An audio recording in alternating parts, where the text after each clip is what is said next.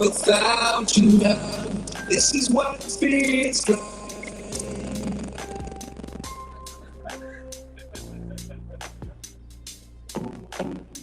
I think we'll have a good time. Woke up and I had to say, you're too little bit fine.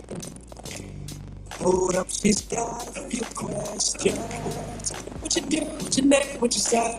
Fuck it, I'll play this game. She only got one question for me. She wanna know how it's hard. And don't go lying. I said it's just forever, so to my place in the bedroom. Wanna make it lost. It's for my fault, so it's friends in the way. And then it's where it's at. You can't get no. My fault, so it's a long way down. It's a long way down. Next week, get a text that's serious.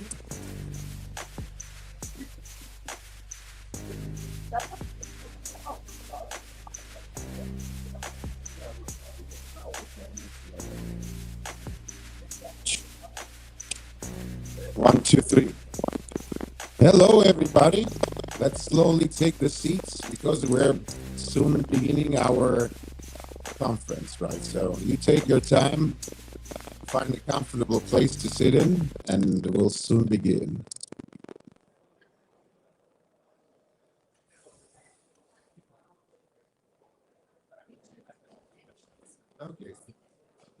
Okay. Okay. So 5-10 minutes and we'll begin. So let's settle down slowly. Keep those hands on and relax. Put your face down on your back. I'ma leave my boots on in the hole.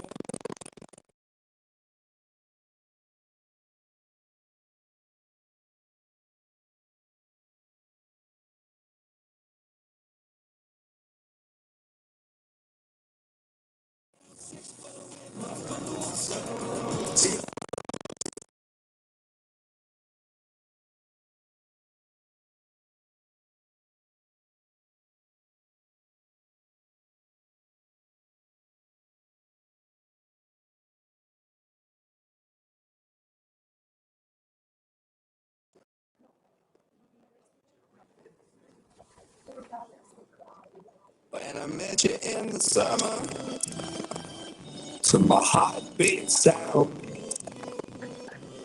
we fell in love as the leaves turn brown. And we could be together, baby, as long as skies are blue. You act so innocent now, but you light so soon. When I met you in the summer.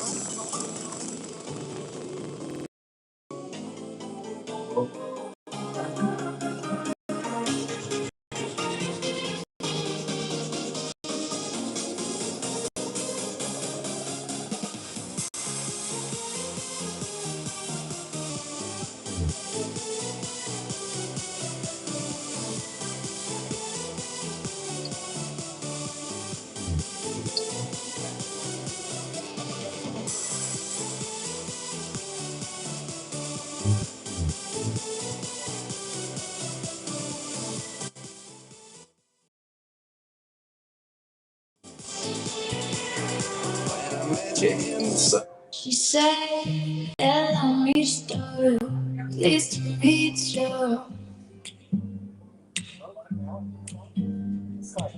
I wanna hold her, I wanna kiss her. She's never tasted, she's never tasted.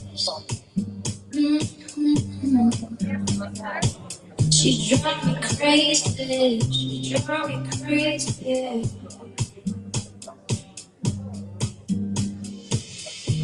All the time for a ride on the beach, cafe. All the time for a ride on the beach, cafe. Eh, eh, eh, eh, eh, eh, eh, eh,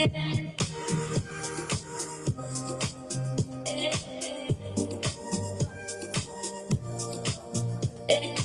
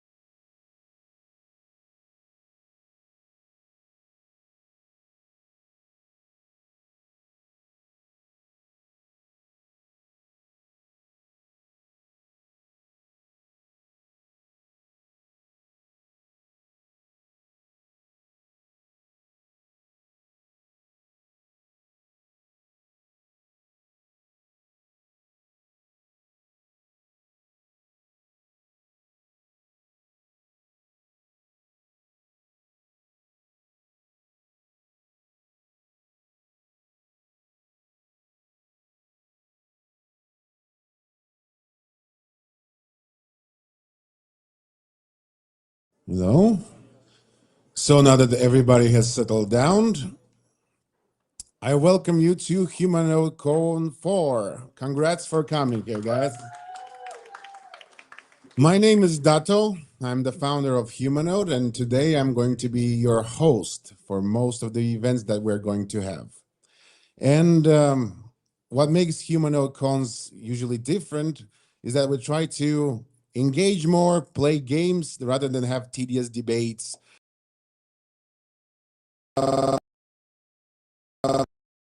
Debating panel, but with a twist. We have two teams that are going to be arguing with one another on a very interesting thing today.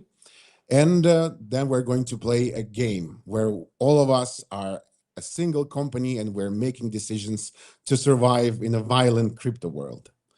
So I see a lot of friendly faces here, and I saw a lot of friends that came that were on our previous conference, and I see a lot of new faces. Some of you might know what Humanode is, some of you might not, and that's all right, because today we're going to explore this theme together.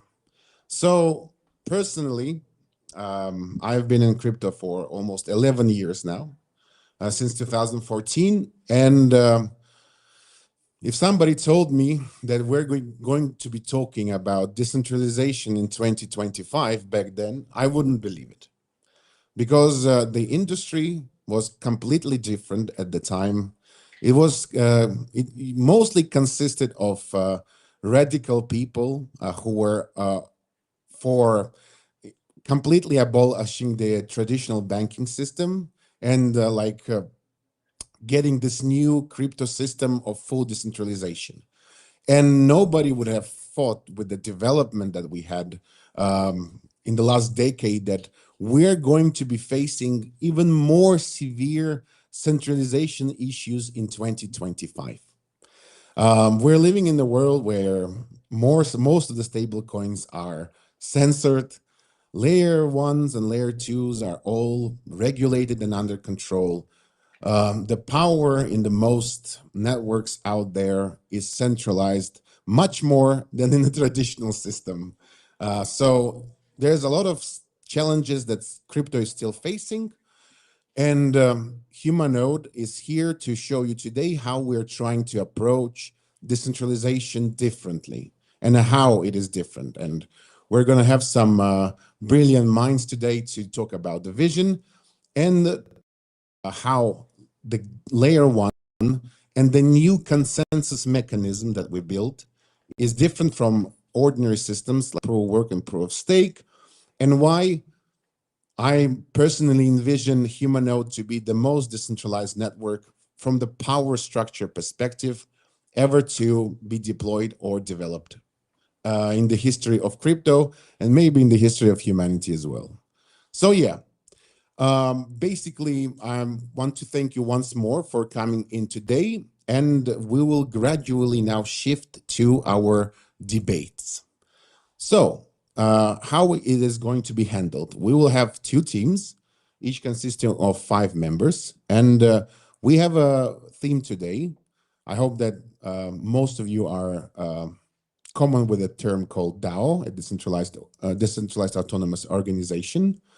And we're going to have two teams today trying to make some good arguments on why they think we will see an emergence of planetary DAO here on planet Earth in our lifetimes.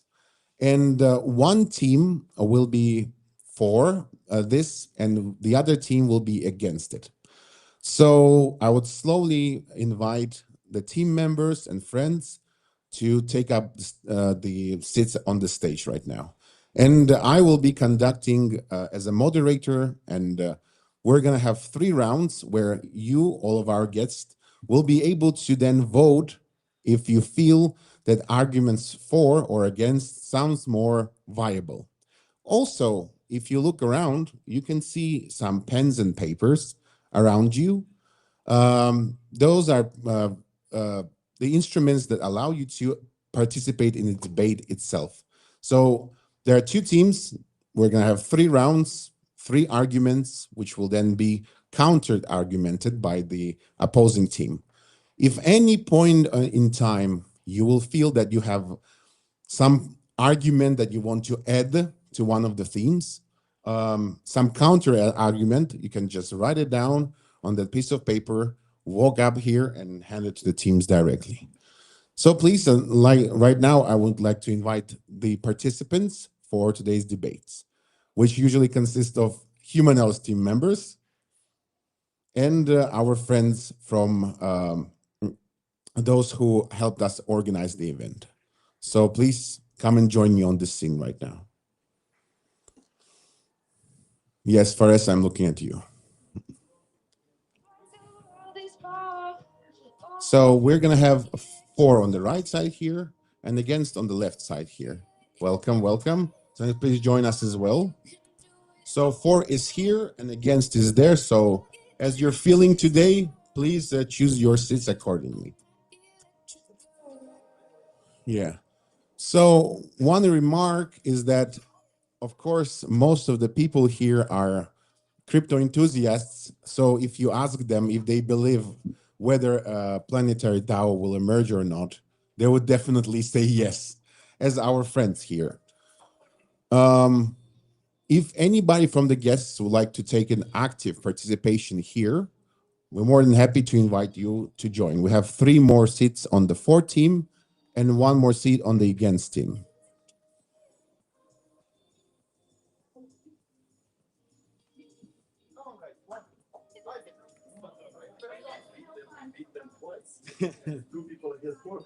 Yes.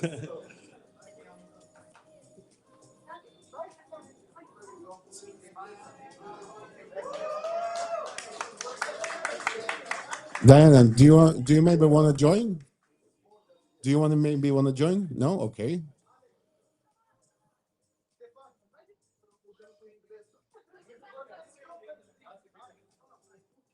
Stefan is joining the 4 team, I guess, right?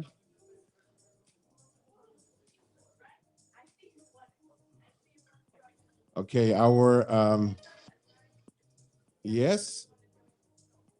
Okay, so we have 1 more seat. Who is going to be the courageous member of the pro team? Yes, do you want to? Let's do it. Okay, so then we have 5 against 4, which is a little bit on I believe in you. Okay, so how we're going to handle this? We're going to give teams right now 3 minutes to come up with their first arguments.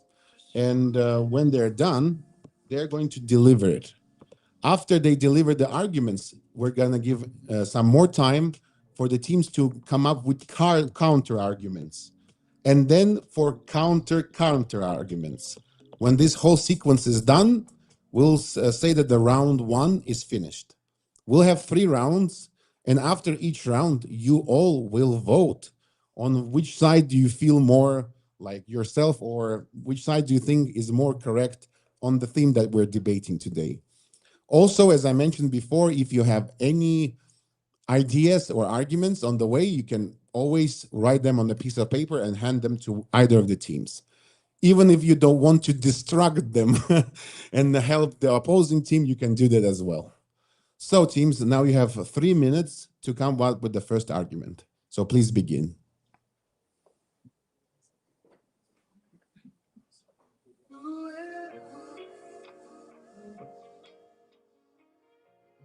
While the teams are debating and arguing, you can grab some coffee, smoke a cigarette, drink.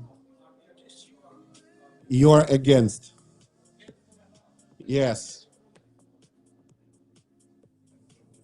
Do you need?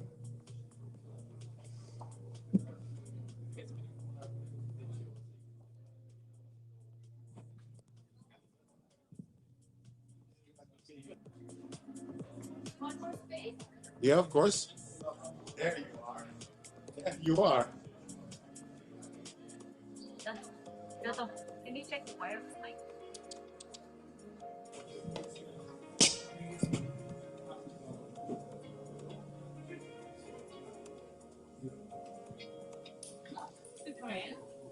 Waste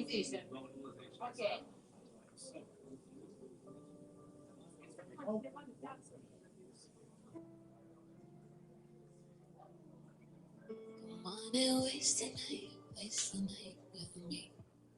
I'm in a fever, baby. 2 minutes left. Waste the night with me. Just wanna be there, baby. 'Cause you make it all alright. Can grab them there. Oh Lord, I know we fight some fire, but every time we touch, it's like I got a fever, baby. Oh, yeah. I got a fever, baby. Oh, yeah. I got a fever, baby. Oh, yeah.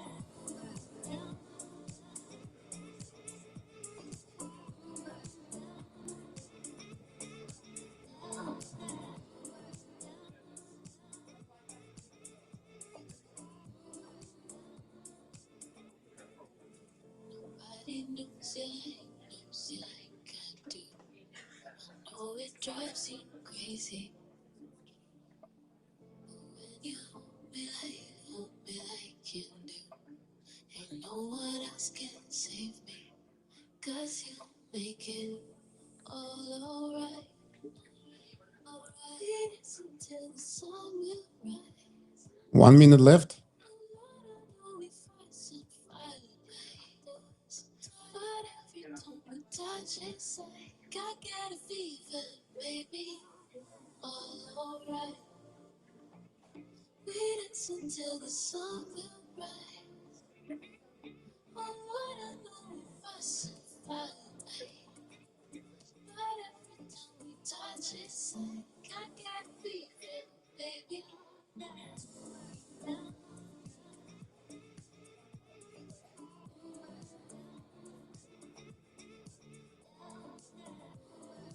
20 seconds.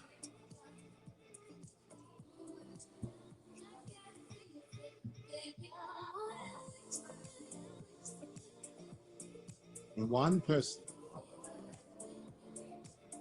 10, 9, 8, 7, 6, 5, 4, 3, 2, 1. Okay, stop discussions. Okay, so the first round will begin with the for team delivering its first argument, followed by the against team. On the second round, we're going to do vice versa. And the third round, the for team is going to be starting the first ones again. So this mic is working. Yeah, there you go.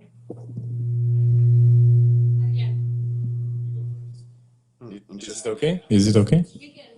Yes, fine, I guess. So for team, please deliver your first argument and guests listen carefully. Okay. So I think it's okay. I think one of the main reasons that a planetary DAO will come to being is the fact that since the beginning of the internet, even though we're more connected than ever, we are also we're also going further and further away from our values. So what happened with the internet? 20 years ago, you had to wait, for example, to see a movie. You had to go to the theater. You had to wait for your favorite music to buy the album or to watch MTV or something like that to see your favorite music, and that creating the feeling of belonging because everybody knew what was mainstream. Now the mainstream idea is fading away because we have all the streaming services. We have any kind of movie that we want at our fingertips. We have over 100,000 music songs, that new songs that come every day, and you don't have to wait for it. You don't know what's mainstream anymore. So the thing is, this need of belonging will drive us to a planetary DAO where, using the human node technology, we will be able to vote actually for what is becoming mainstream, to actually influence the social moves around us. And I think that that kind of decentralization can be the key to bringing us together again. So the argument is that the feeling of belonging would bring us closer to the planetary DAO, right? Also, I would like to continue with something. We are 8 billion people on the planet, and we all like to experiment, right? So we need some social experiment where people are open to connecting to each other. This means we can discuss about empathy, we can discuss about helping each other. I know that all of us, at least from the ones that we are here, we are open to experiment something in helping each other. And that is what a real decentralized technology like HumanodeCon could do. So we can create a social experiment, right? Where we can put people to vote for something that has a belonging to their mentality, to their trust. This is something that does not exist at the moment because we have Europe, we have China, we have US, but we are not connected. I'm sure that Europe with India, for example, or with China, or with somewhere else, we have same mentalities somewhere hidden on. So I believe that this type of decentralized social experiment could do. So let's do it. Okay, so just being strict here. So when you're defining like argument, then you should like define the argument, and then you can like say any description of whatever you want. So your argument is that the values, the feeling of belonging, right, will fasten the approach of a planetary DAO. Exactly. Right? Yeah. Cool. Yes. So this is the argument, yes, so that you understand everything. Now, against team, please, your argument. Argument and then description or whatever. So I agree with the sense of belonging, but every person has a different sense of belonging. So I'm sorry to interrupt. So we're making counter arguments later. Okay. So yeah, right now you're making your argument that you were thinking of before. Yeah. All right. Yeah. All right. So we go with the one we discussed. Okay. So planetary DAO, the concept of planetary DAO to have one DAO which serves everybody in terms of guiding direction towards our ultimate nirvana, you can call it whatever you want to call. So you are hoping to get there, and this is supposed to bring in the truth in terms of our survival, in terms of our core values. If we look at it from human survival perspective, if we have diverse opinion, but everybody get dragged along because there is one right solution as per the planetary DAO, and once it is voted as the direction, the DAO will go. Everybody else who has a different opinion, they are not part of that. Majority rules. And that has a problem. Our human survival, any species survival, in evolution, it has always depended upon different people doing different things, having different values. And that value erodes when we have just one single DAO that is dragging everybody along. That means you have to be just wrong once and the whole thing wipes out. If you have different DAOs, different diverse opinion, they are striving in their own ecosystem, then there are many things that has to go wrong for everybody to wipe out. If you have 1,000 different things has to go wrong in probabilistic term, which is far less likely than one single DAO wiping out everybody. Okay, thank you, opposing team. Now, you have 2 minutes, guys, to come up with counter arguments. So, like, it was not a counter argument. Woohoo! So 2 minutes, and I'm clocking in, basically.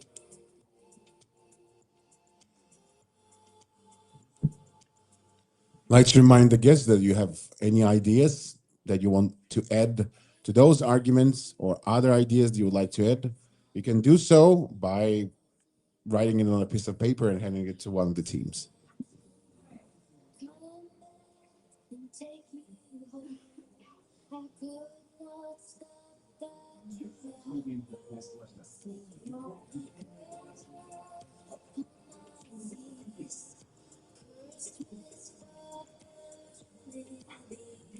Yes.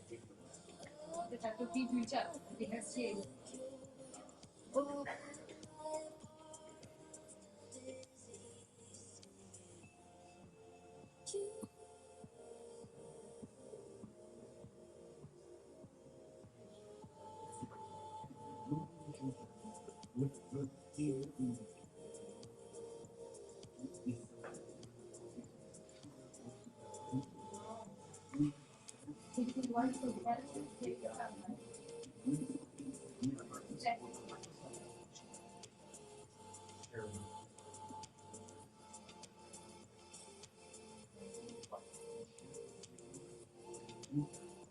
One minute.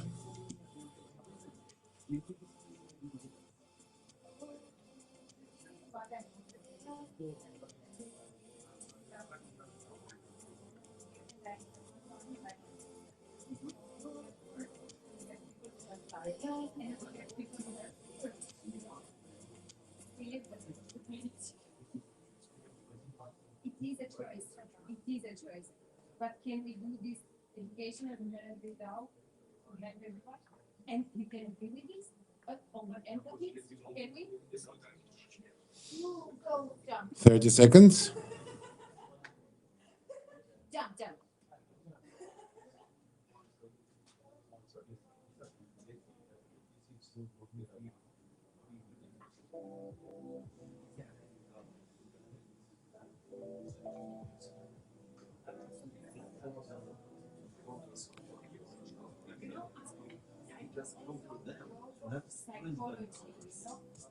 10, 9, 8, 7, 6, 5, 4, 3, 2, 1. And that's it. Hope you're ready with your counter arguments. So this one, the opposing team will start. So please deliver your counter arguments.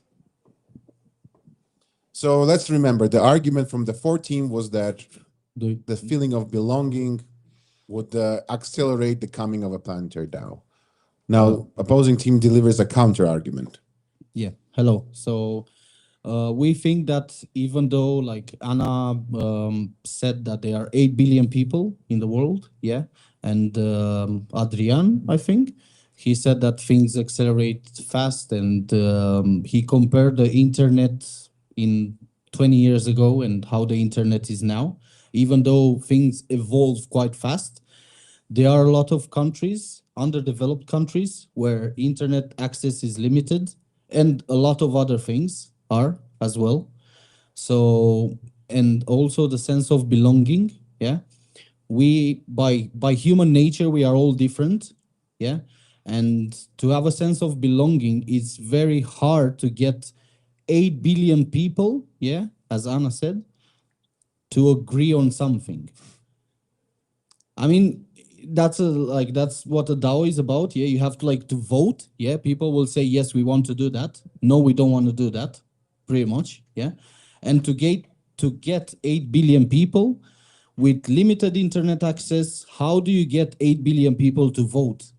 It's not feasible because you don't have the needed infrastructure for it. Okay, you probably have it in some countries, but you won't have it everywhere in the world to get to have a real planetary DAO.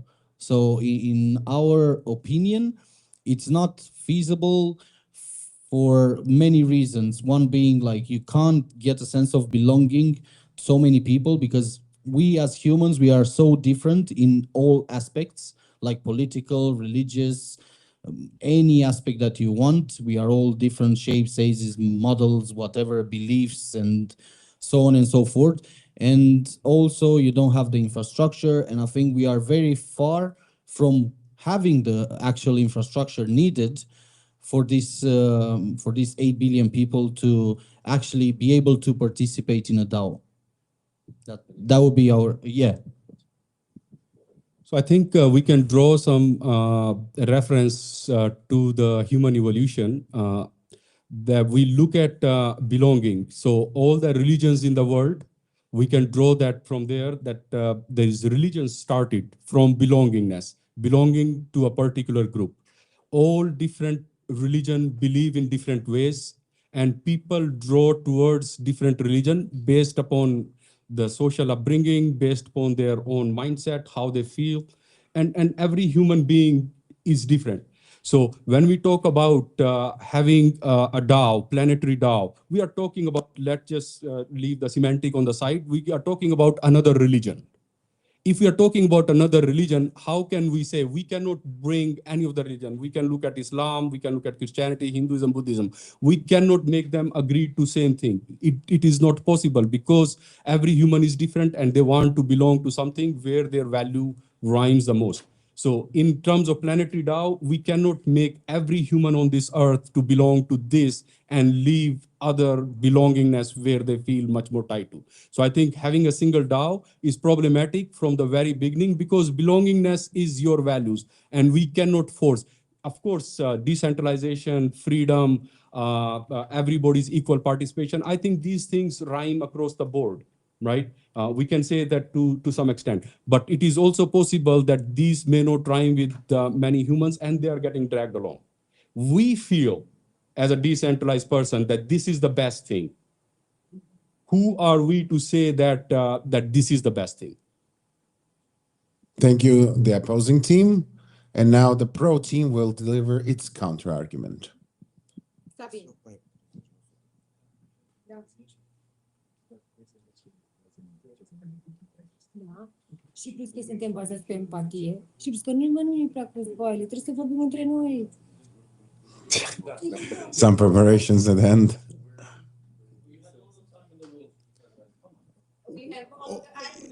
No, interesting that you say it's interesting that you should say we have all the time in the world. Do we? Do we actually have all the time in the world? Because to the best that I've seen in the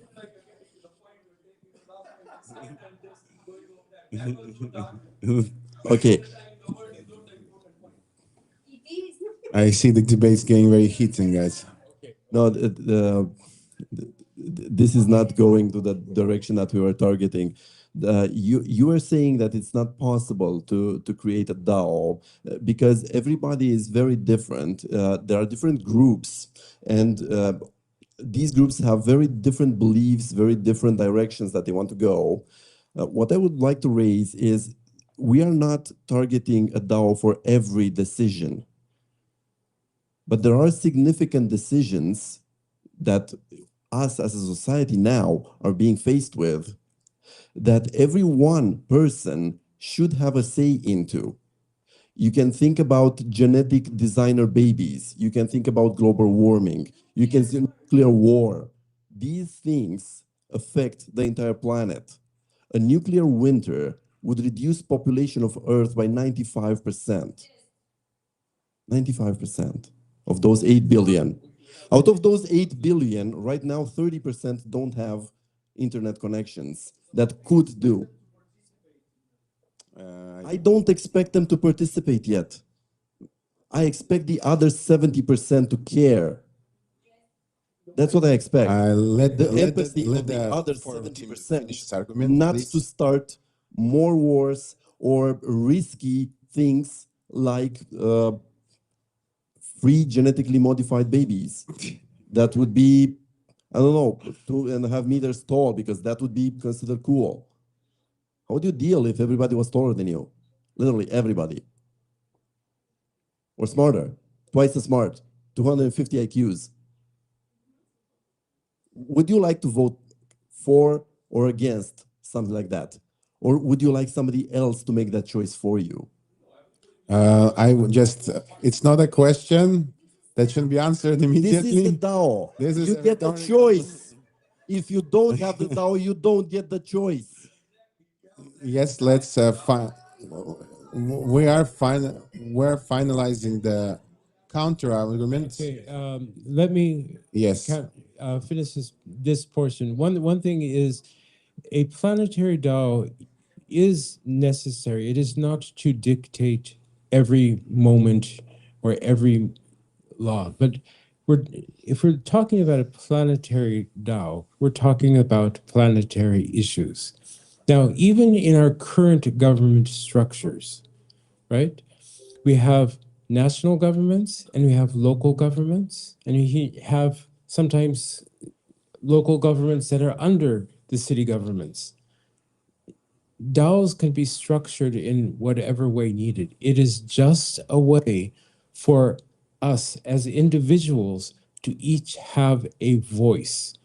And if it's a voice that we need for a local issue, it can be done in a local DAO. If it is a planetary issue and it involves every human being on Earth, yes, each of us should have a voice. So that's what we're talking about. Okay, so I think the fourth team has delivered the counter argument now. So now both teams have 2 minutes to come with counter arguments. So it's going to be the last stage of this round, after which we're going to take a vote. So please begin. You have 2 minutes. Counter argument. We are all on the same side of it.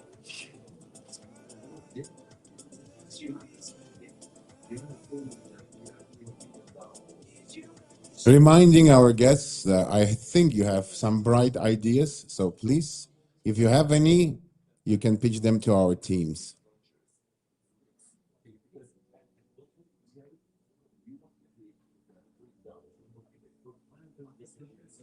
So the whole experience.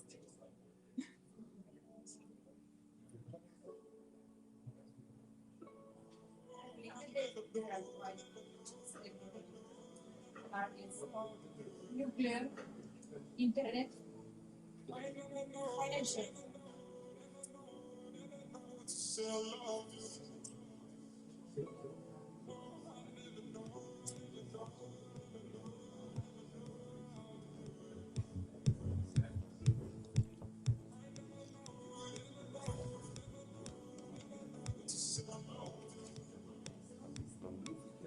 Problems.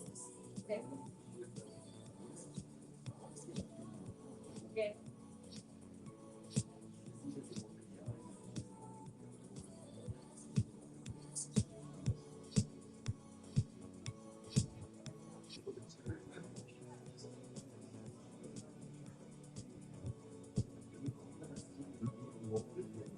One minute.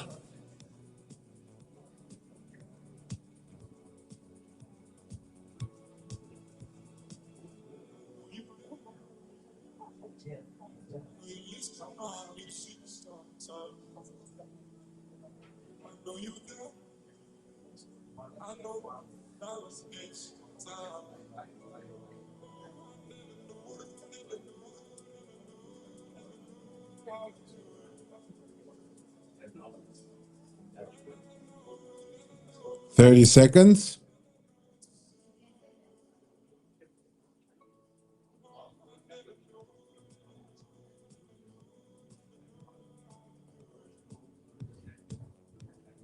Yeah.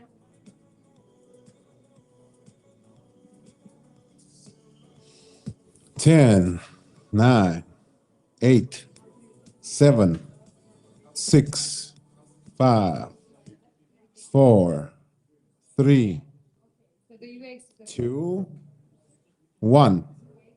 Okay, teams. Discussions should be finalized, but they are continuing. Okay. So for the last stage of this round, we're delivering the counter arguments, and the pro team is beginning, please.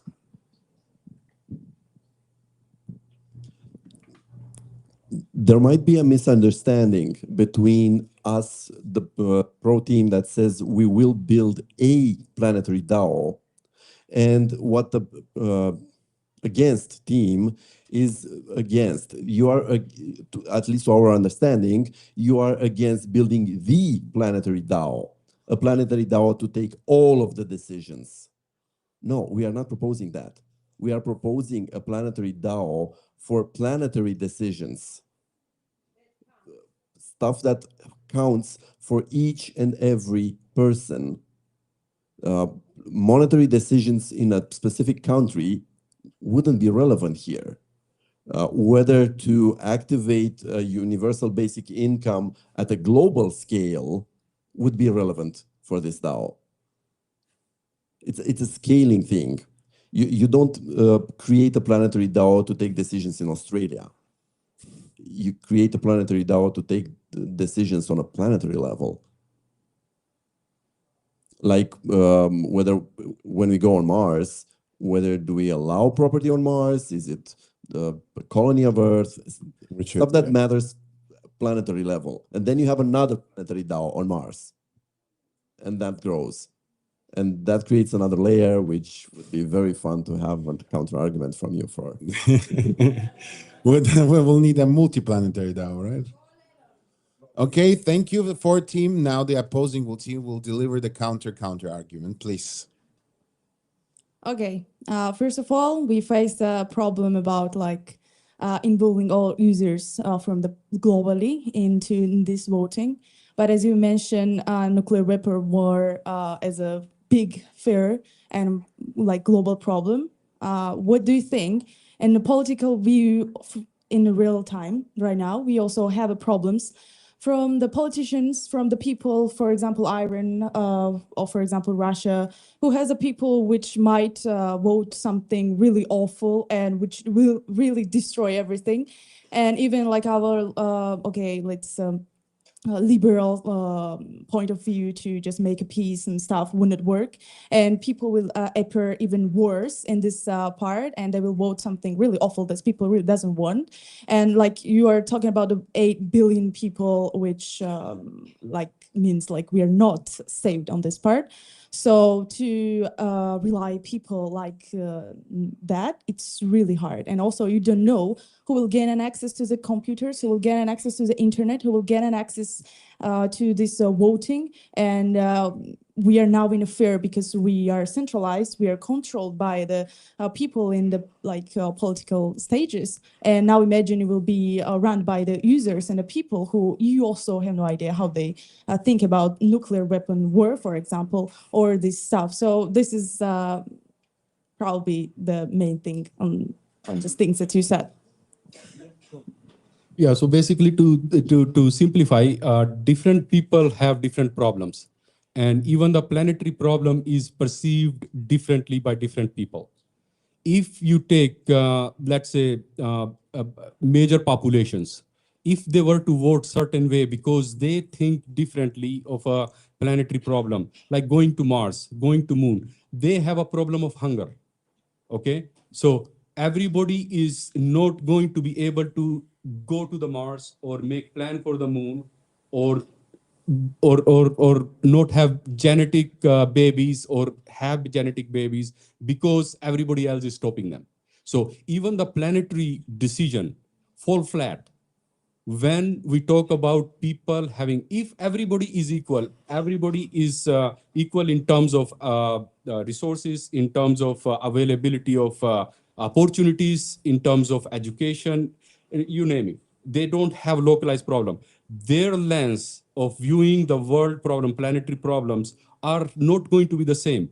And that can lead towards where certain people would feel that these people that are not understanding the problem, and which in some sense may be true, that they do not understand that problem because they don't have that far sight of being evolved to that place or having reached that stage.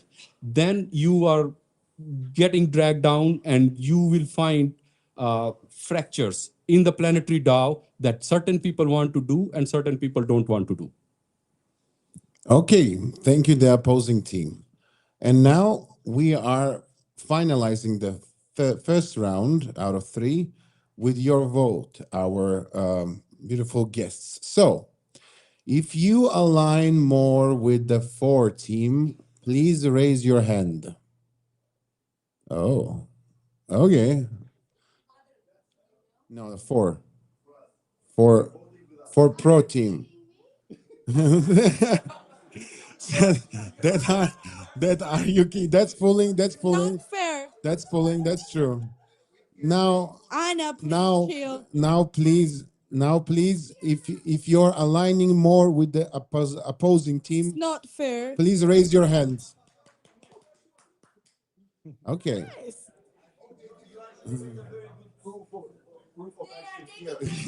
Exactly. The majority of the people choose not to vote. Yes, please vote. Don't be apathetic. So let's do it once again. We can. Just, guys, it's only the first round. Here? Give me that microphone. So once again, without pulling, please, without pulling, raise your hand if you're for the pro team. Okay, she's still pulling though. I see it. Now raise your hands if you're for the against team. Okay, so so the majority of our guests for now are on the side of the against team. Now, let's take a 5-minute break, drink some water, smoke some cigarettes, and let's come back here.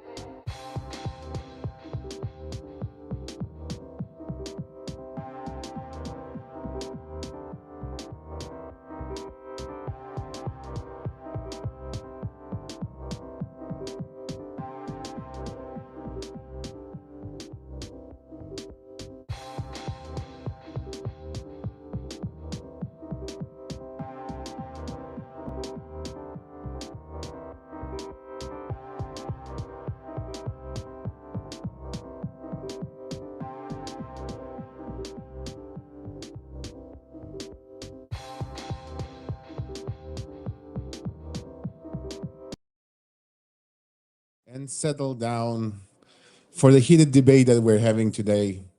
I think the second part is going to be even more heated based on what I heard in the first round. Right, Shen? Okay.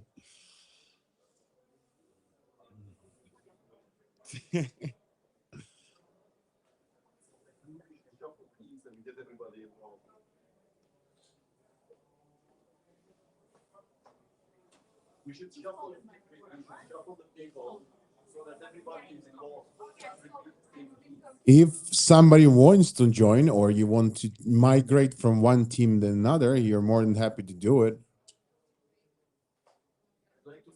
After this round for 45 minutes.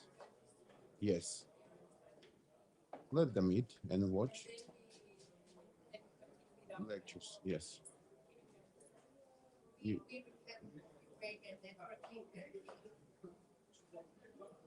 right now?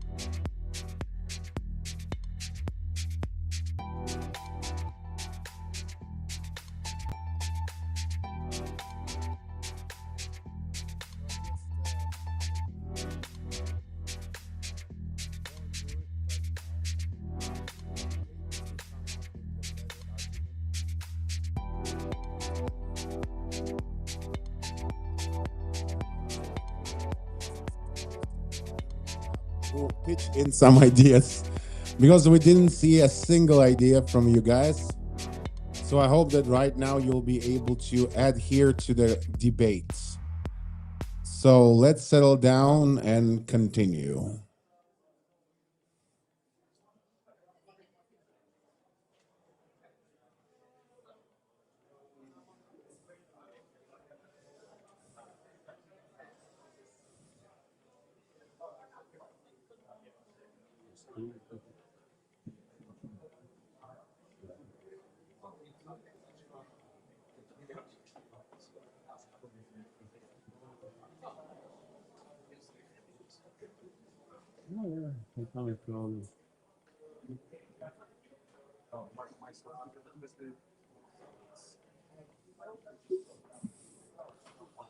Nana moiqone qola moiqone.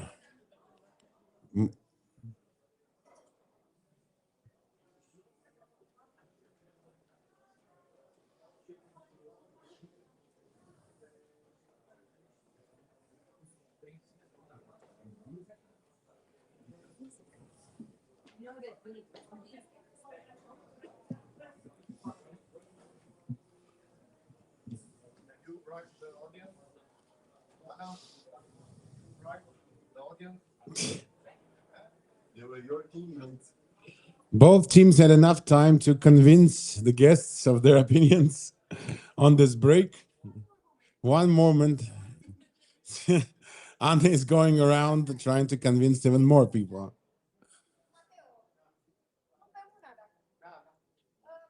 So let's wait for the team members to join and all other guests to settle down. خیلی تموی قانه. Матria.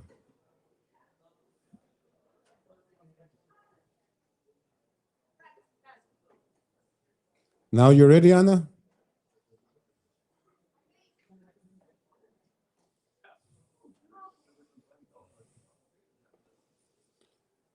The opposing team looks a little bit empty. Raul, are you the only one standing? Yes. Okay. Are you going to carry the opposing team? Oh, Fares is right there. Cool.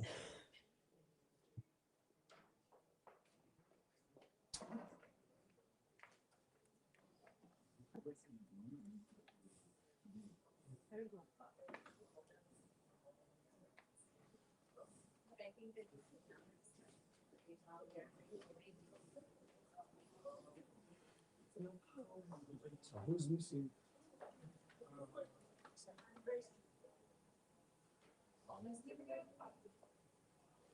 Okay, the team members, we're waiting for you on the panel to continue.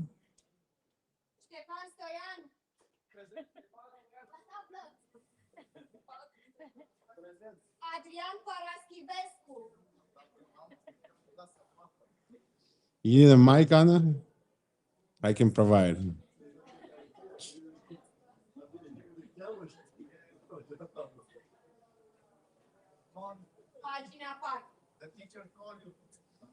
Yeah. Or we're going to leave you for detention. Do you want to?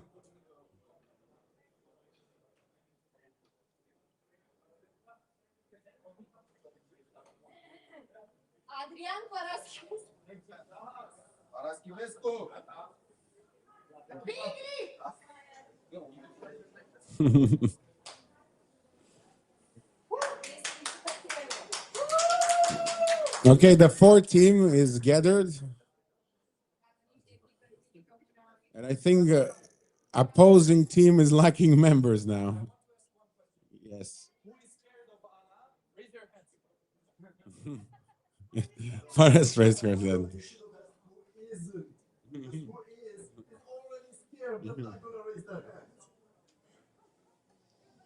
It's just about trusting in a decentralized system that works in the no?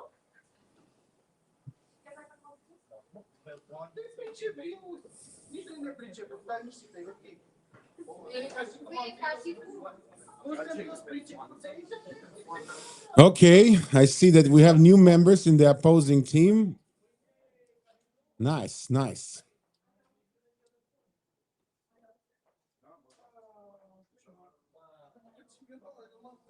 Okay, let's settle down.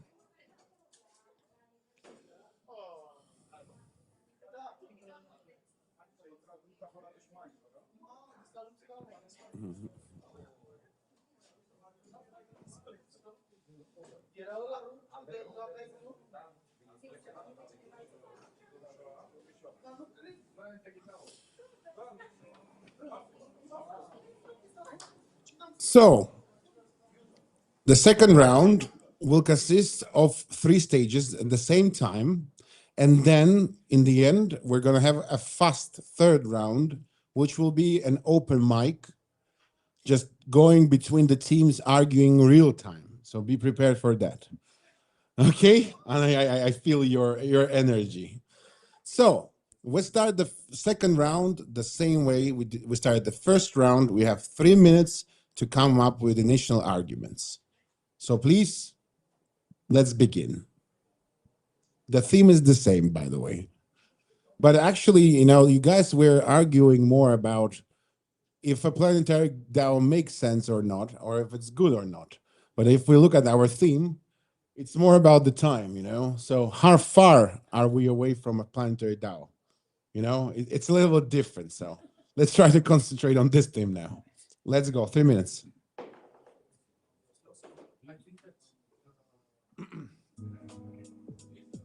As our guests have already been able to drink some coffee and relax, maybe you have been able to come up with some ideas that you can pitch to the teams, and they might use it in their argument. So please.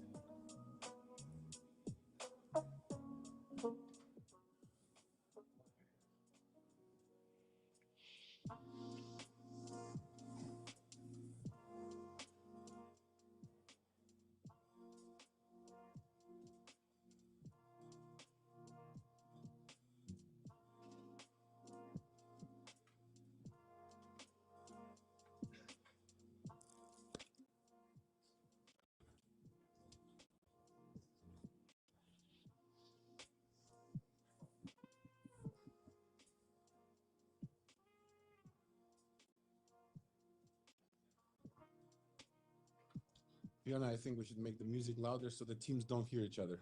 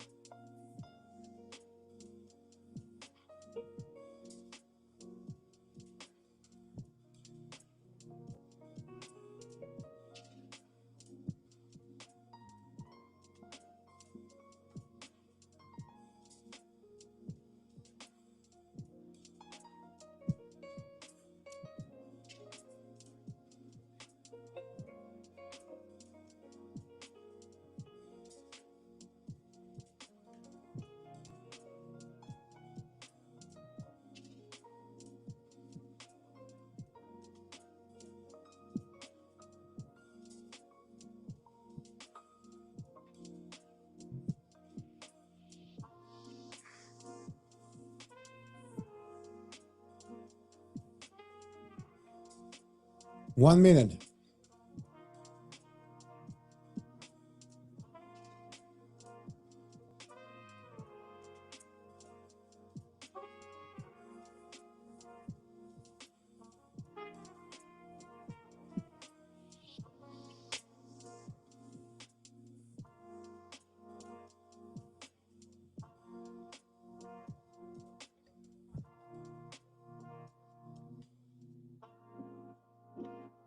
Thirty seconds.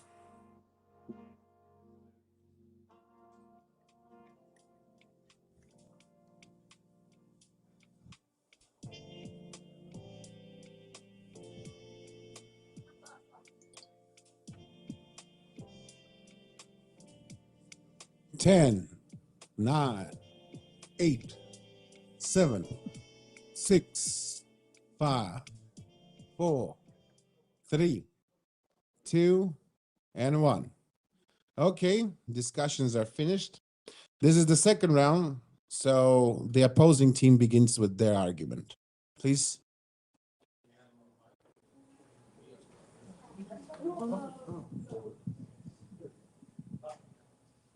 The first argument of the second round. Let's go. Okay, so we have more than one argument.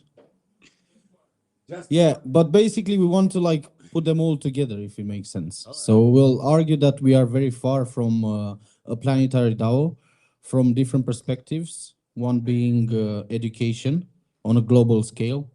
The second one being technological knowledge. Third one being internet access. Yes. Also, we are still very centralized as a whole, like as a on a global scale. We are centralized from many perspectives, starting with the financial sector, money, which are very centralized. You have well, global banks, so they control everything. So a planetary DAO is very unlikely, and we believe is very far away from reality. Okay, thank you, the opposing team. Now the initial argument of the pro team.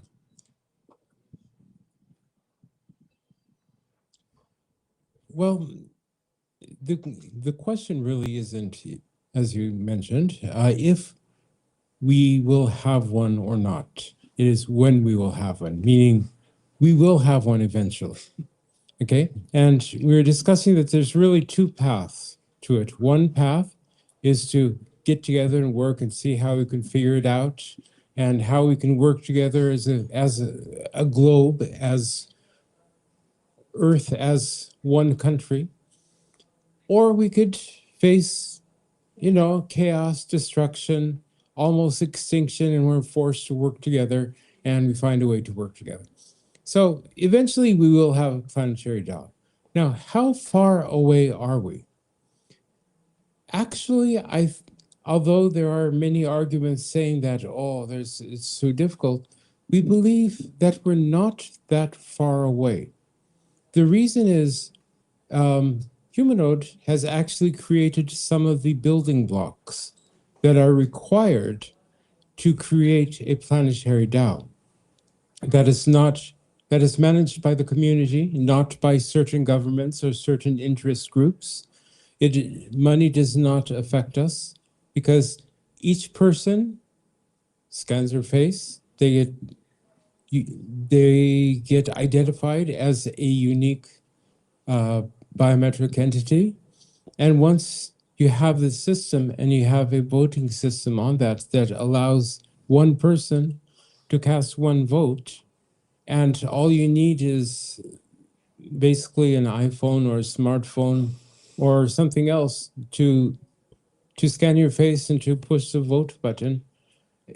Technologically speaking, we would be maybe 2 years away from it. But there's education, there's whatnot. With the advancement of mankind, I would say, yes, it is definitely possible within my lifetime, and I'm 55 years old, so I'll give it 20 to 30 years, and it should be a possibility. Thank you for team. Now you have 2 minutes for a rebuttal, a counter argument to come up with. So please begin.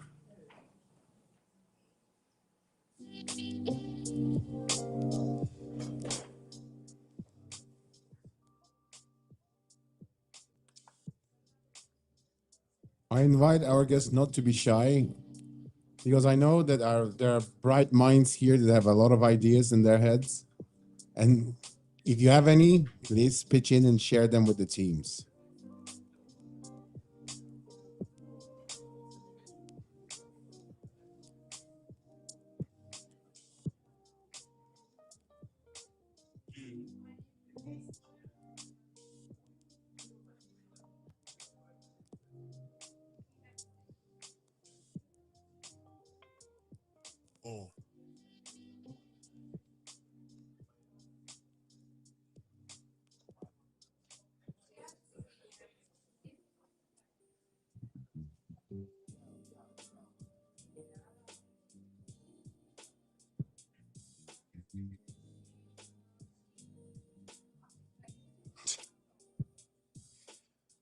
So there are some comments that are being done on our stream.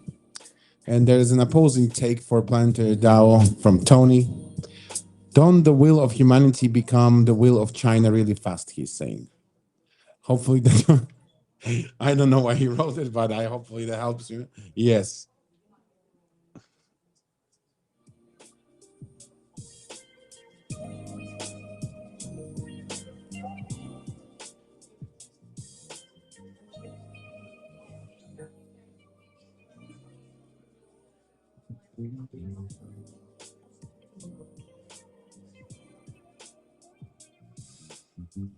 Also, for those who are looking at this conference through the streams that we have and online communities, if you have any ideas to pitch in as well, please do. I'll read them aloud to the teams, and if you have anything to share, it will be heard on this conference.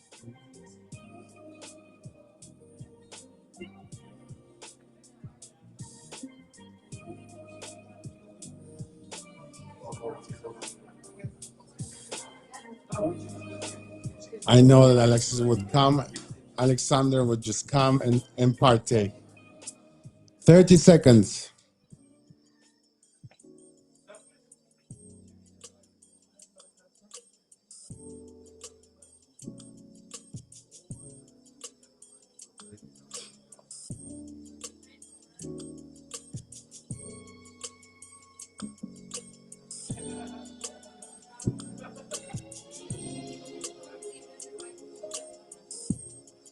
Ten, 9, 8, 7, 6, 5, 4, 3, 2, 1. Discussion's over. Okay, now the second stage is started by the pro team, so please deliver your counter arguments.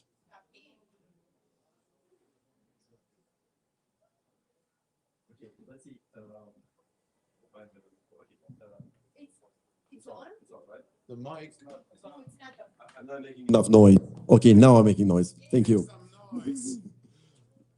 Good. So one of the things that you said is we don't have the education level right now for a planetary DAO. While that is true that we don't have it today, the question is not if we will have a planetary DAO. It's not even whether we will have a planetary DAO. It's how far we are from it.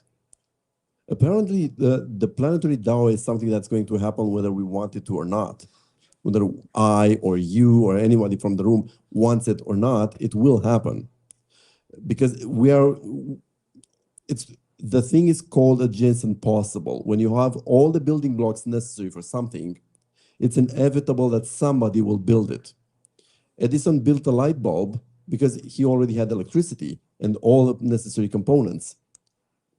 Another thing that you said, we don't have enough internet access. We have enough internet access. Today, we have a company that has over 3 billion accounts. 3 billion accounts? Yeah, Facebook has over 3 billion accounts. Yeah. Wait, you're going to have your chance now. Don't start the back and forth. Okay. The point I'm going to penalize the opposing team staff. Is that we are getting closer and closer to this because there are enough people that wanted to make it happen. And just because some people are against it, it's not enough to stop it. Enough to stop it would be for strong enough people to be against it.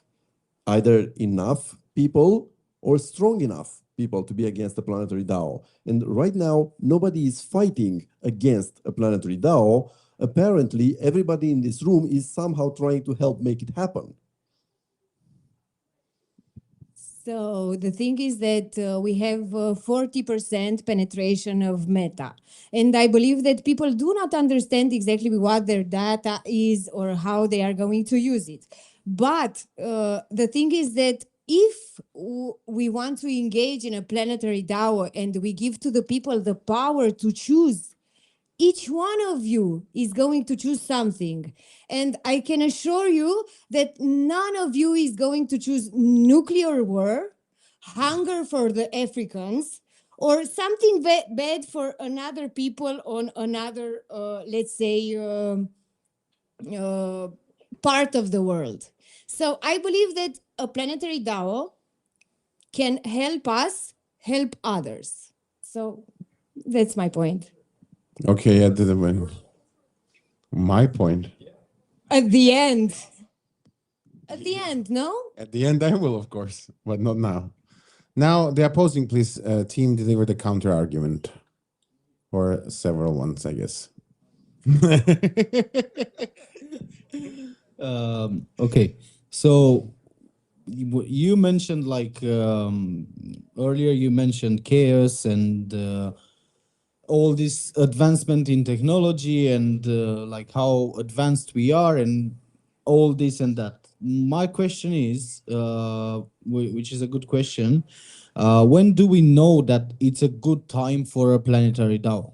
How do we know that it's now? Yeah, now is the perfect time. Now we can do it. Because okay, how far are we from a planetary DAO? We can debate that we are like 5 years away. We can debate that we are like 50 years away. But how do we know that now it's a good time to have one? Like, who decides that? Is it a central authority deciding that? Also, when you talk about like penetration, what you said, Anna, how many accounts are actually real accounts from those that you mentioned, like 5 billion accounts or 3 billions, however many you mentioned, that are so many Facebook accounts? How many of them are one human, one account? Because me personally, I have 5 Facebook accounts that I've lost access to. Yeah, and they are still there in the database. I still have like 6 Facebook accounts in total, but I only use one because the other 5s are lost. And you probably have like 5 Facebook accounts as well lost since you were a kid. And probably everyone here in the room, they have some Facebook, like Instagram or whatever other accounts that you've lost. And they are still in the database as numbers, but they are not actually real unique people. I'm not sure if we Not now, not now. You can't now. So yeah, in a few minutes. But then you will say we introduce Hybrid resistance, yeah? Even for those accounts, to filter the accounts and to see how many actual real numbers we have.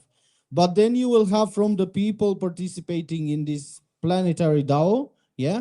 You will have privacy concerns. How do you actually verify them? How do you actually store the data which you use to verify them? And I think it's very unlikely that will happen anytime soon, in our opinion. Okay, thank you, opposing team, for the counter argument. Now we're reaching the third stage of the second round to make a counter argument. Now teams have 2 minutes to come up with that one.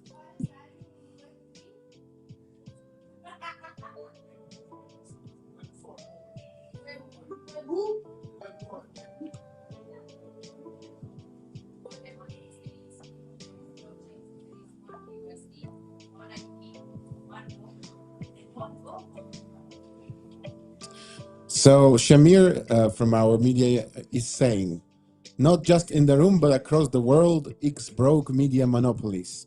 Web3 puts power back in people's hand. That's a take.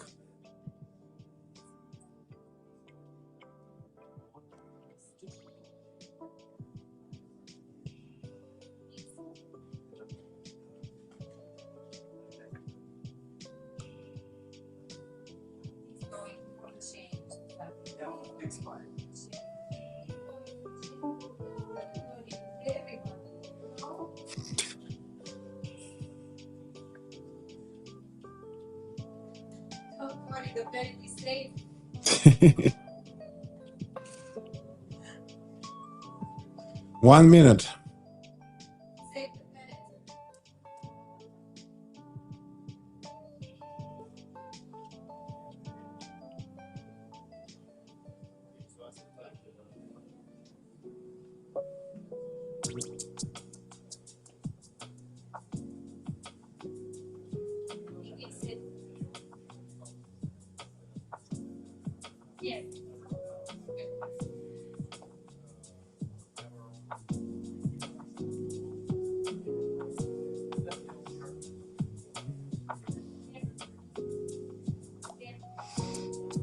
20 seconds.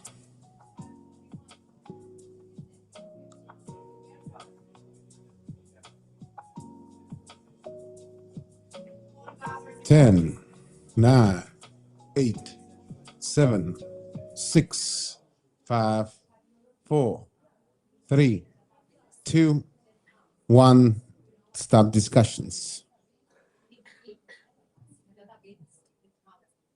But this still didn't stop.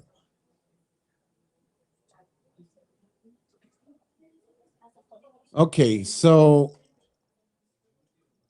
the third round is began with the pro team, delivering a counter argument. Okay, so your primary counter argument to us was, how do we know that it is now a good time to build a planetary DAO? We don't need to know that it is now a good time to build it and activate it. The question here is whether are we close to it or not, because it's not us that's building it.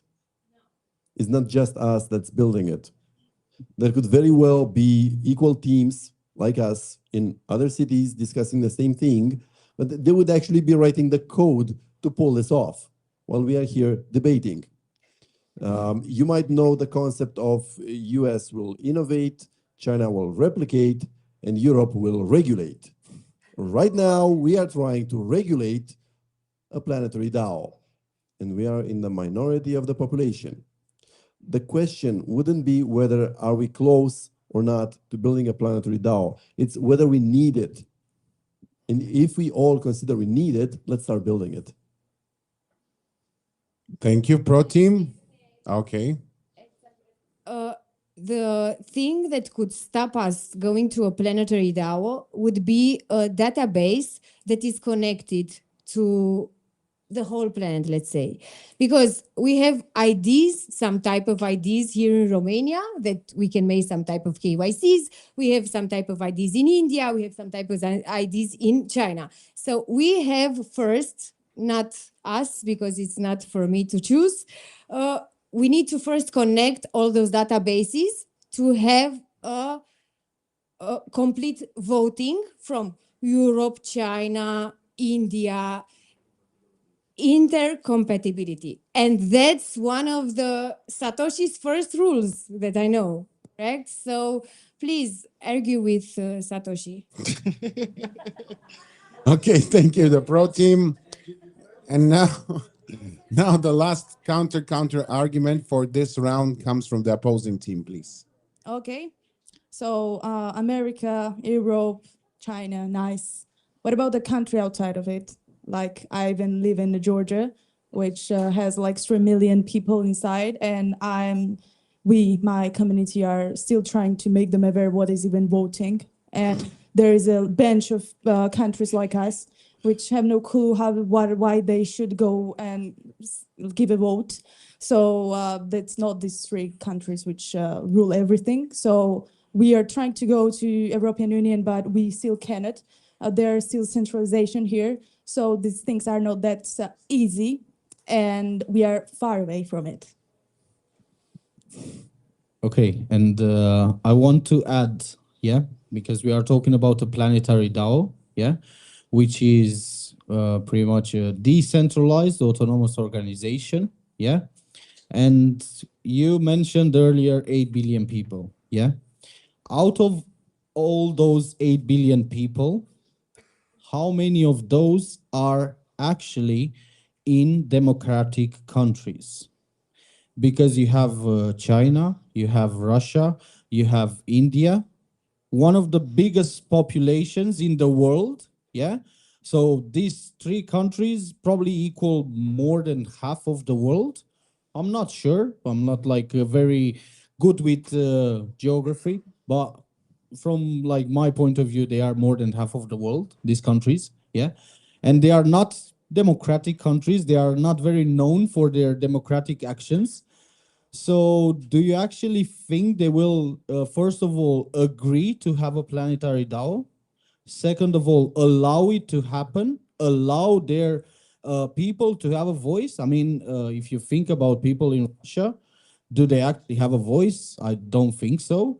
And probably in India is the same happening, and probably in China as well. They don't really have a voice. It's only the president who has a voice, or their who. And also, as Nana mentioned, Arabic countries, they are pretty much the same. Yeah. So they are, I would say, like strongly believe that they are more than half of the world population. And it's very hard to make it. And you have to first teach them to have the voting mentality. They need to learn that they have a voice. You need to teach them that they need to vote for something, to believe in something, and so on and so forth. So yeah, we are very far away from a planetary DAO. Okay. Now we're finalizing the second round, and we're going to do that by taking another vote right now. And then we're going to go through the burst round, the third round. So please, our great guests, raise your hands if your views are aligning more with the pro team.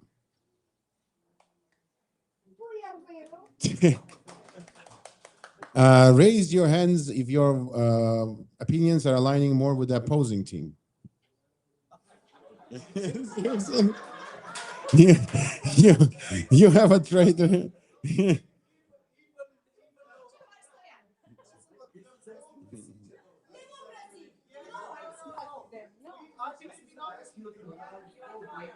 So I would ask that was the traitor amongst them. So let's now convene for the third round. I would like the teams to move tables closer and sit in front of each other.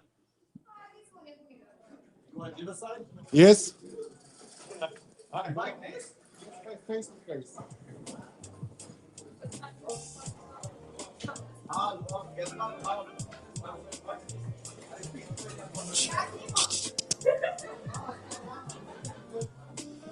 So what is going to happen right now? I'm going to hold an open mic, right? And this mic will travel between the teams of bursts of 20 seconds to argue directly. So let's...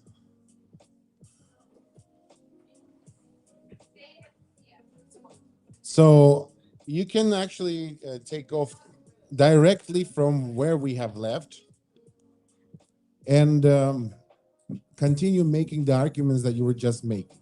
So, and I will control the mic by giving to one team or another. Each team will have 20, like 30 seconds to deliver the argument, and then the mic goes to another. So back and now, fine. When I'm asking for a microphone back, please give it to me back. Okay, so the last counter argument was given by the opposing team. So I'll let the pro team start this round. So please. Okay, so you mentioned that these major blocks of population do not have the system in place to do so.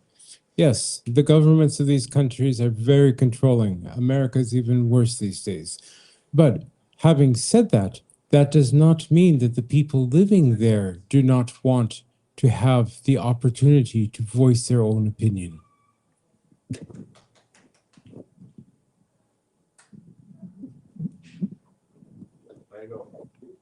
Okay, so it's not about the system, yeah, of doing so. It's about rather the people have the mentality. So yeah, so they are not brought up with the mentality to do it. Yeah. So you said the people will want to, yeah. So they want to vote, but they are not allowed by their respective governments. I believe it's not about them being allowed or not. I believe it's about the education. They need to be educated to be able to vote. Yeah. So they need to know what to do. Next one from the pro team. So what I would like to say is that none of us in the audience wants war. None of us wants nuclear war because it would be extension. And I believe that each of us could have the power to vote for our rights. I have the right maybe to choose over a person like Putin or like Trump that is 70 years old and I'm 30 to choose my future, you know? So I think that this is going to do humanoid with a planetary DAO.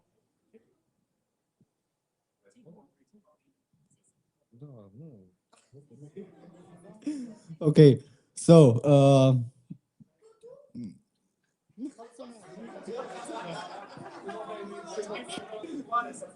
I don't know. Okay. Also, like humanoids still have a problems. For example, they don't have a huge community. For also like biometric stuff in the node system and in the blockchain. Also, no lot of node runners. So we are far away. And on nuclear weapon and war is not the problem today globally. There is a bunch of things that people cannot.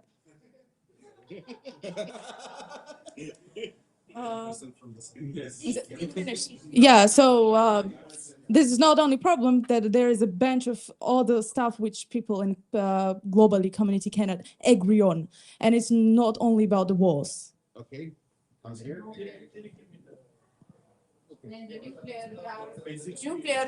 Okay, so now for who understands Romanian, I am purtătorul de cuvânt al lui Ștefan. So Ștefan said earlier a very nice thing.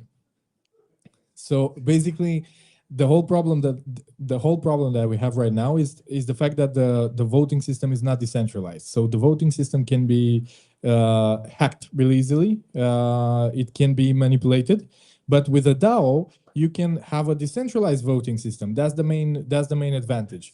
And I will add something to this. Actually, in Romania, we actually have a project that does exactly that, to decentralize the voting system, and it's created by Augustin Gianu a few years back. So I think that, okay. We are actually voting on blockchain. Excuse me. Okay, so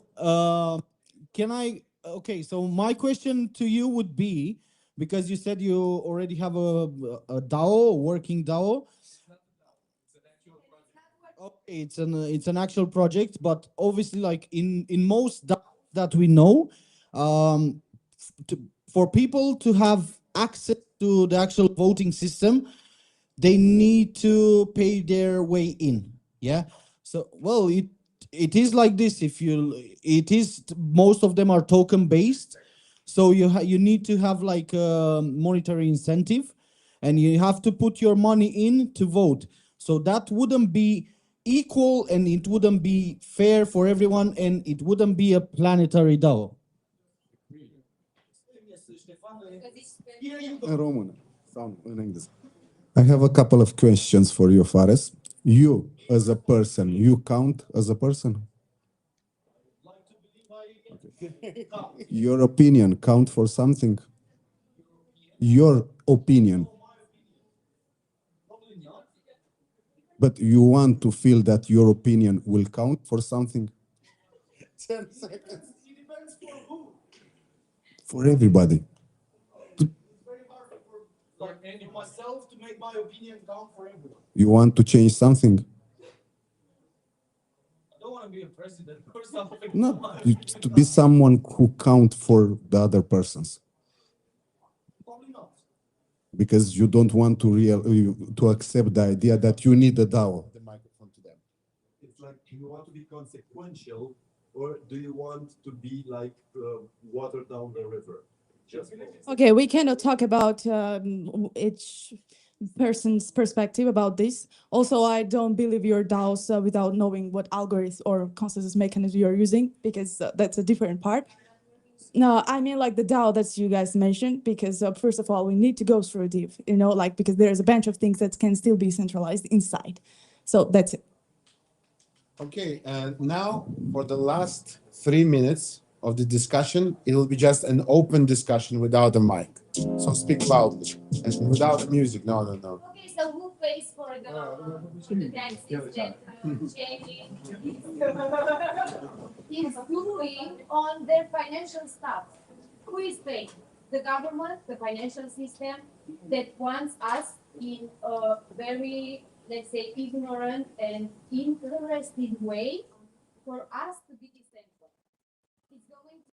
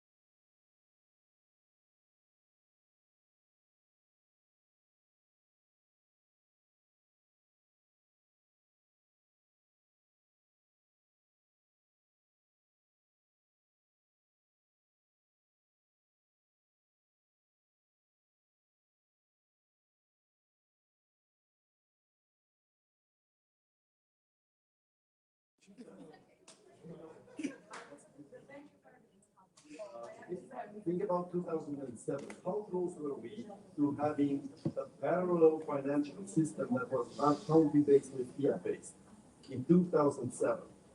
Before Bitcoin. Before Bitcoin, exactly before Bitcoin. How many knew how close we were to having it? and you have it and you are satisfied with it. I think it's perfect. I'm not saying Bitcoin is perfect. No. There are always improvements that are possible. But there was no Bitcoin in 2007. And like there is no planetary DAO today. The core idea that DAO is inside is already like 10 seconds. government, we already have someone sovereign access or some ideas, bigger mind about this. But there's like a venture sector already passed, and we're still talking about the DAO, like where is the disorganization, political voting, being stopped inside, but it's still kind of maybe kind of And let's wrap it up. So let's stop. Okay, let's thank our guests here for the fiery debates that they conducted today.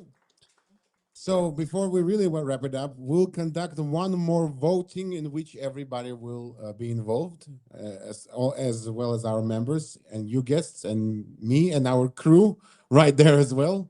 So if your personal opinion is more on the side of the pro team, please raise your hands. Okay. If your opinion is aligning more with the opposition team, please raise your hands. Okay. So we have a pluralism of opinions here today. Now I would like to invite our members to acknowledge each other's intelligence and shake it out and hug each other because we're all here for the same reason.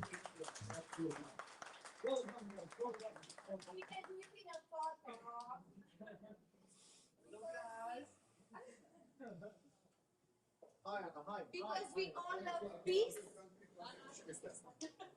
And we all love Paris and Anna. So, discussing this theme, right? How close are we to a real planetary DAO? There's a lot of things, of course, as you heard today, that can be said about this theme, either pro or against. But there are two definite things that we can say for sure. First of all, we're much closer than we were 100 years ago, right? And and actually, in our lifetime, we already possess the physical possibility of doing it, which was not possible even 50 years ago. Now it is possible. Now we have the devices, communications, and logistics to actually do it. And the second thing is, of course, as I guess both teams mentioned, that is up to an individual to decide the destiny of our world. Like you are living in national systems right now, and you're used to it because that's how people were living for centuries and centuries. And as we already possess the technology and you actually possess the knowledge, it's up to every single individual to decide how close we are to the planetary DAO, right? And the more of us believe that it's closer, then it's further away, the closer it will become. Thank you guys for participating in this debate. We're now going to have a small, relatively small break, and we're going to start with our lectures for today. Thank you.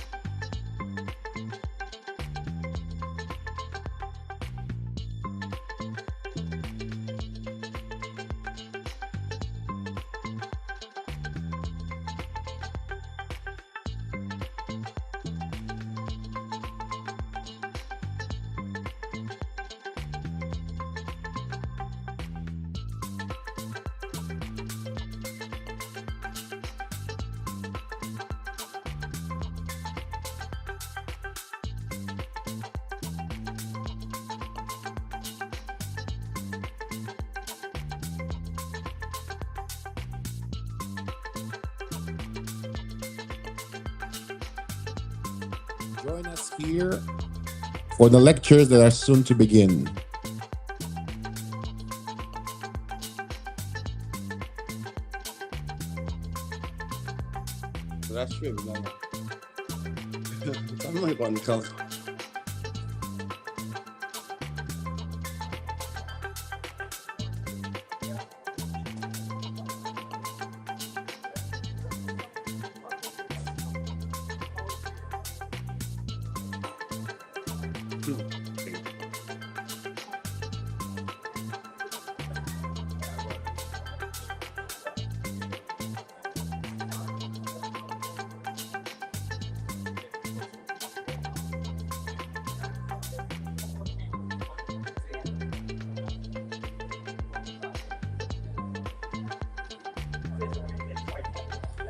Finish your smokes, grab your coffee, sit down comfortably, and we're soon to begin.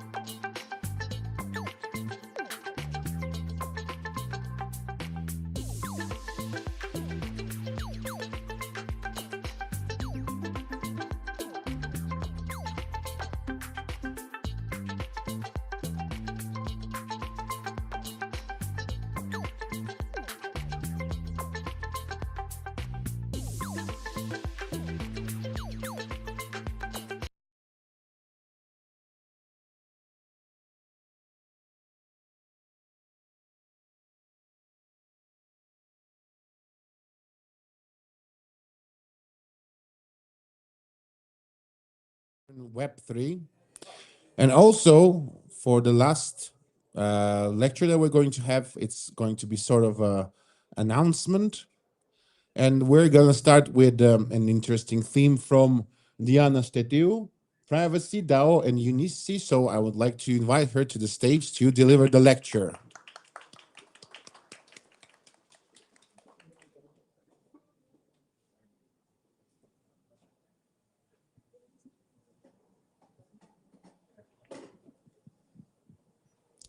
Good afternoon.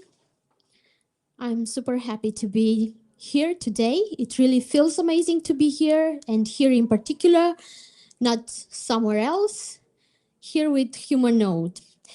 And thank you for the invitation to have this sharing of ideas that I hope will be thought-provoking for you and an inspiration. A few words about myself. I'm a lawyer, a financial regulation lawyer. For many years, I'm specialized in blockchain technology on the side of financial matters related to it. And some of you may know me as the lawyer who secured a MiCA license starting with 2024 for a client. But now we are not talking about MiCA and centralization. Today we talk about decentralization. So today we talk about privacy, we talk about DAOs and unicity. Can you change, please, the slide?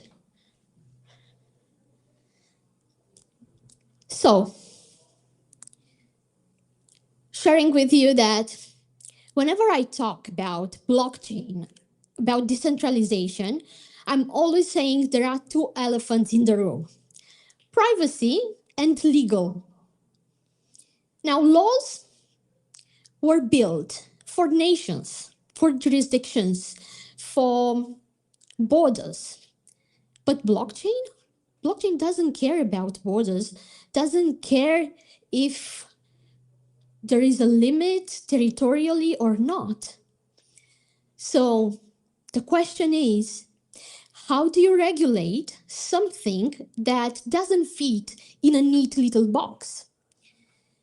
And I'm gonna tell you, truth is that the majority of legal systems that we have nowadays were not designed for decentralization. They were designed for specific territorial and geographies. You know, questions can become really messy for an applicable law perspective. And I'm going to give you an example. You have a DAO with members in 50 countries. Which applicable law? That will be the question. Again, in terms of liability, you know, it can be really blurry. Who is responsible? Who is responsible when no particular individual or entity is appointed to be in charge? And how do you apply KYC and AML if you don't have a bank account, if you don't have headquarters, and the regular organizational structures? These are questions that really need to be addressed in a proper way in order to do business in a decentralized environment. So,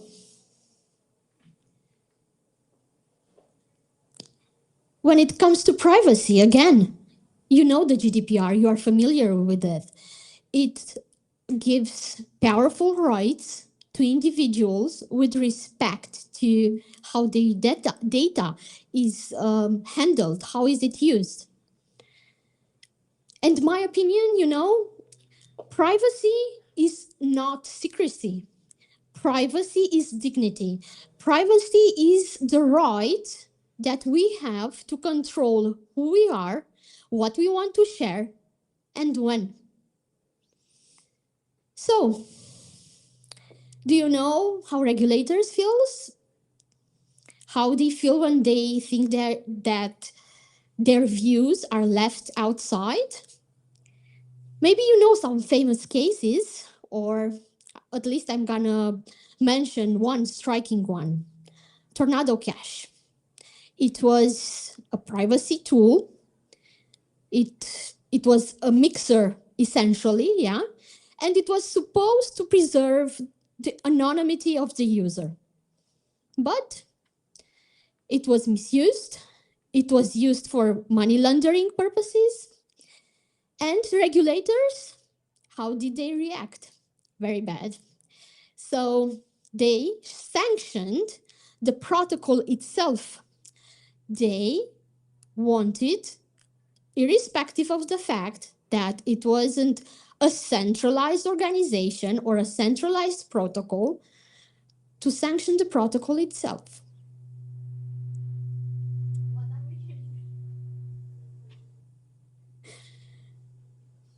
Okay, all good.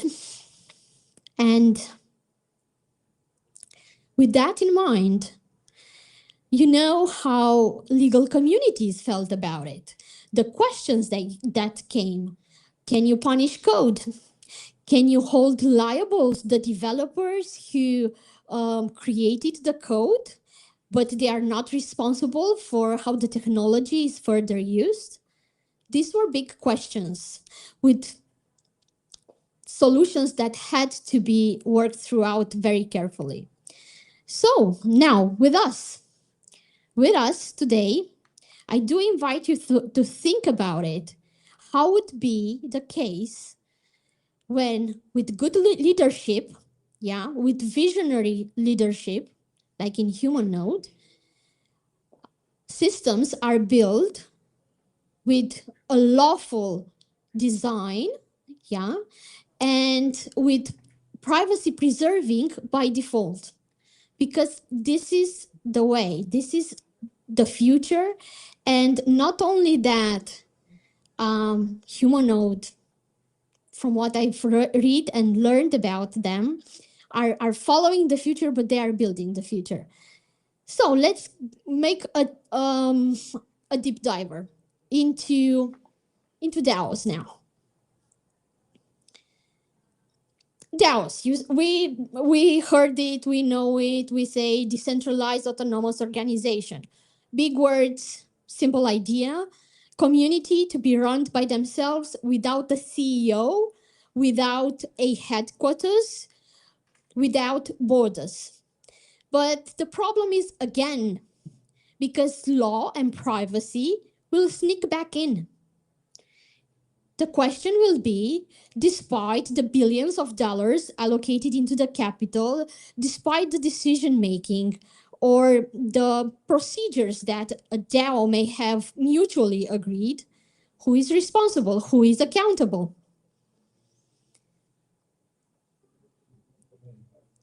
And for this, I think both businesses and regulators need to adapt. My opinion is that with good understanding of the law, a DAO can be responsible, can scale responsibly. It doesn't have to be chaos. It doesn't have to be a lack of transparency. It doesn't have to be lack of ethical decisions.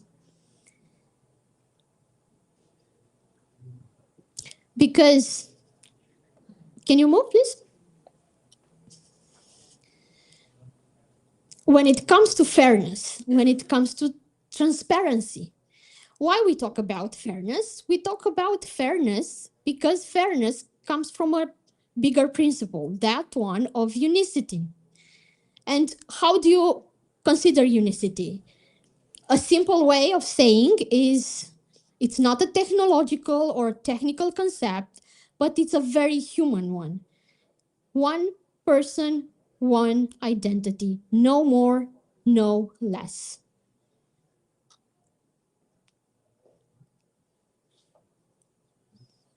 Unicity has its place in all this ecosystem of decentralized businesses. And if I am to tackle upon Humanode, for unicity, they want to build a business which is human-centric, where people have a voice, where people have a seat at the table, and with their unique identity, which is not made available without privacy rules being respected, because that's the big issue. How do you prove yourself as unique identity without handing over your passport, your biometrics, your personal data? That's the challenge. And this challenge, it's also an opportunity. This is basically the puzzle.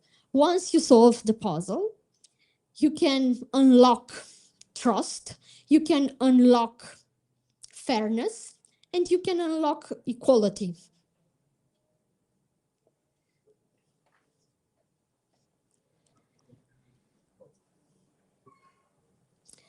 So about Humanode, I'm truly inspired by their project. I think it's a bold project. It has its dimension with complex legal matters. And I believe that with a strong leadership as they have, and combining the business, the tech with law, making it work hand in hand,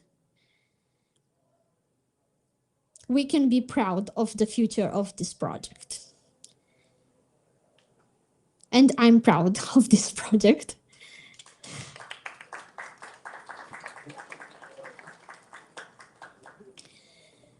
And I look forward to hear from you opinions, ideas. From my end, that was my moment today with you. Thank you.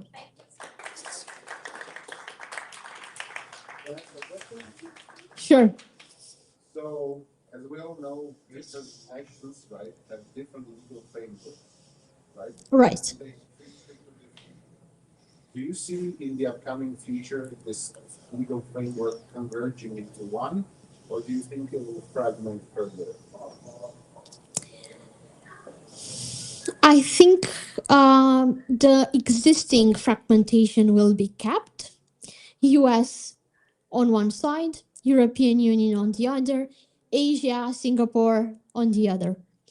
I don't expect further fragmentation, but within the European Union, I expect that ESMA will become more stronger with more demands when it comes to DeFi, will want or at least try to regulate the decentralized ecosystems and convince the market participants that they are not so decentralized, but rather centralized.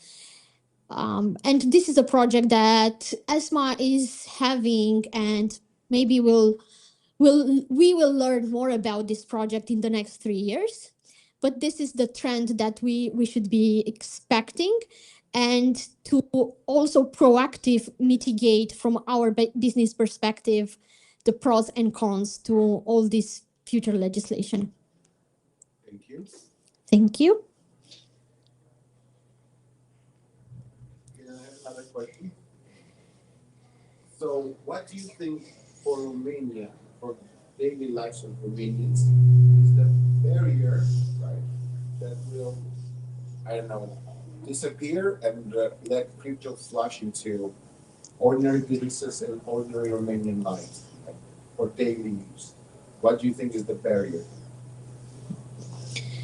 Well, barrier in Romania, it could be.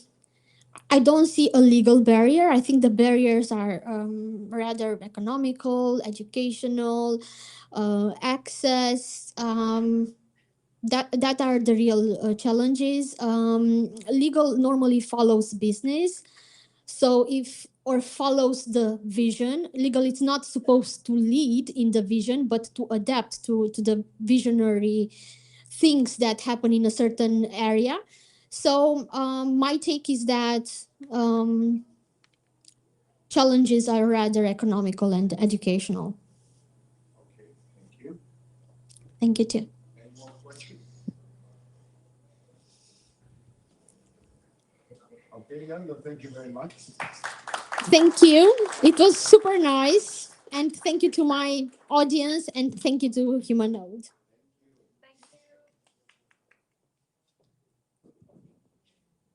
Great job.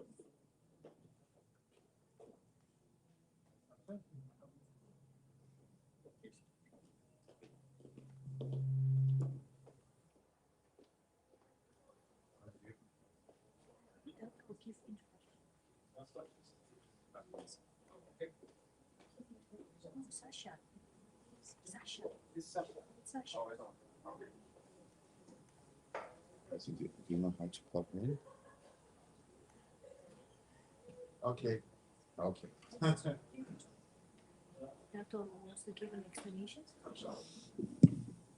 So the next lecture that we are going to have, and it's less of a lecture, like more of an announcement of an upcoming new project that is built on Humanode right now, and is going to be delivered by a PhD, Sasha Shilina, and she's going to present the project called Epistem.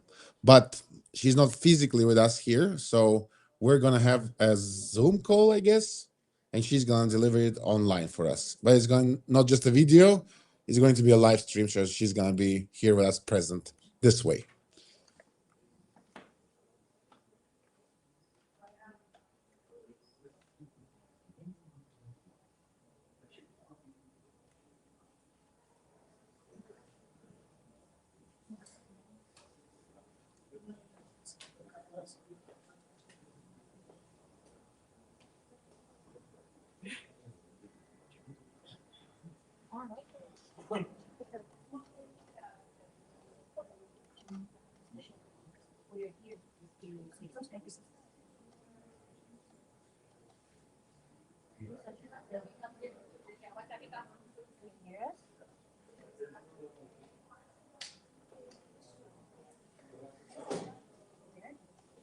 Hey, Oh, hello. can you hear me? Yeah, we can hear you just fine, Sasha.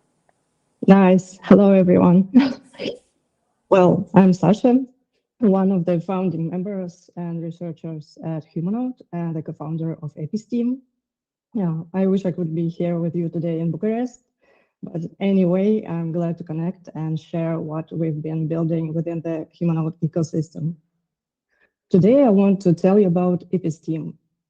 It's our new initiative in the decentralized science space. In this presentation, I'll outline what Episteam is, why it runs on Humanode, and how it embodies the CI spirit.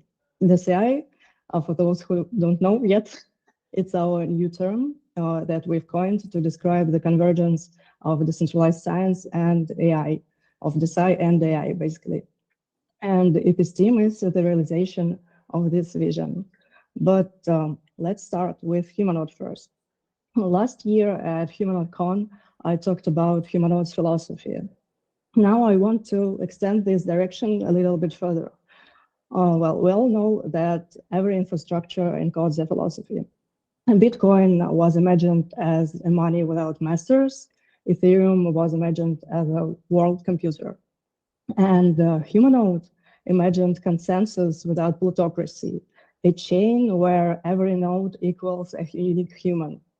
Humanode showed that identity can be treated as commons rather than a commodity. With our proof of biometric uniqueness consensus, validators stand equal, and bots lose their power, and the identity itself becomes incorruptible. And this is not only technical, it's like visionary and philosophical. It's fairness as the first principle. But fairness is always under threat because the main disease of modern systems is capture. In blockchains, capture happens through plutocracy. One token, one vote, one hash, one vote, proof of work system, proof of stake system, or civil attacks. And what about science? In science, basically, capture happens through bureaucracy, through paywalls, through prestige monopolies, and the current scientific system is just too slow, it's too closed. We've got all these huge breakthroughs happening, all these big headlines. AI for science is accelerating, but the underlying infrastructure of science just hasn't caught up. Validation is neglected. Bold ideas can't get funding, and trust is eroding. Public engagement is minimum. We all know it, and it is happening inside and outside of the research world. The result is the same in both domains, in crypto universe and in science. Truth bends to power. So what is our response here?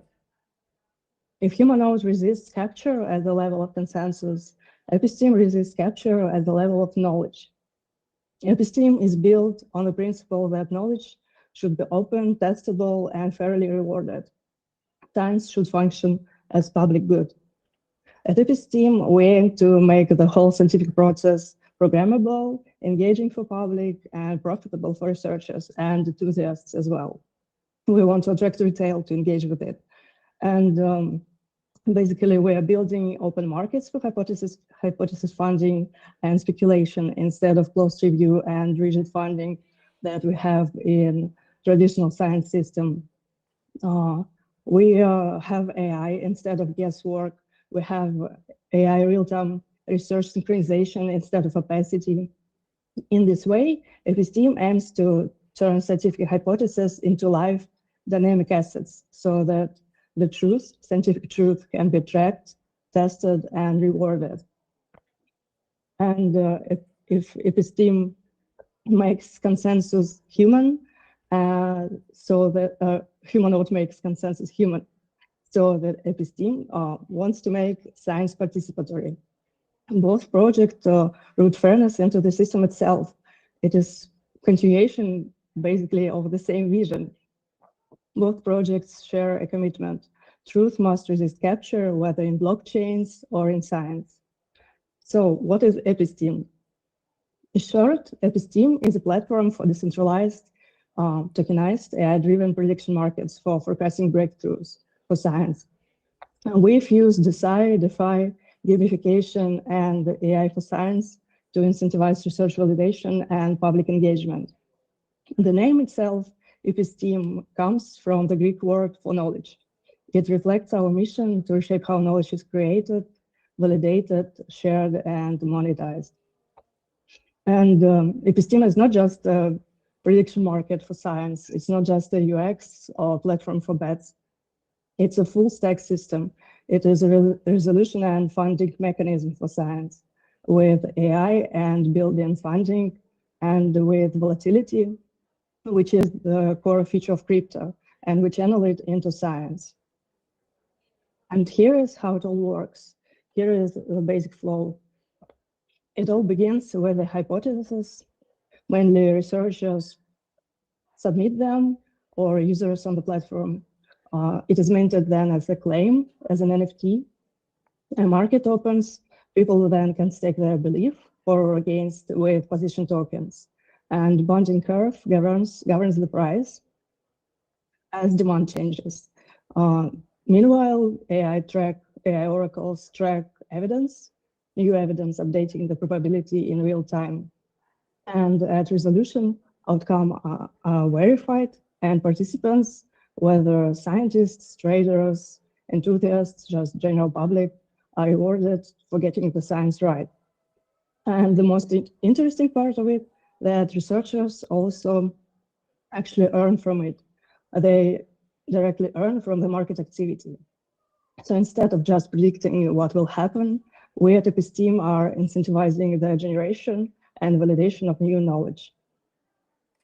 And it all runs on the Humanode layer 1. As you know, it is one of the most decentralized blockchains in the world, ranking higher than such major networks like Solana or Polkadot by Nakamoto coefficient.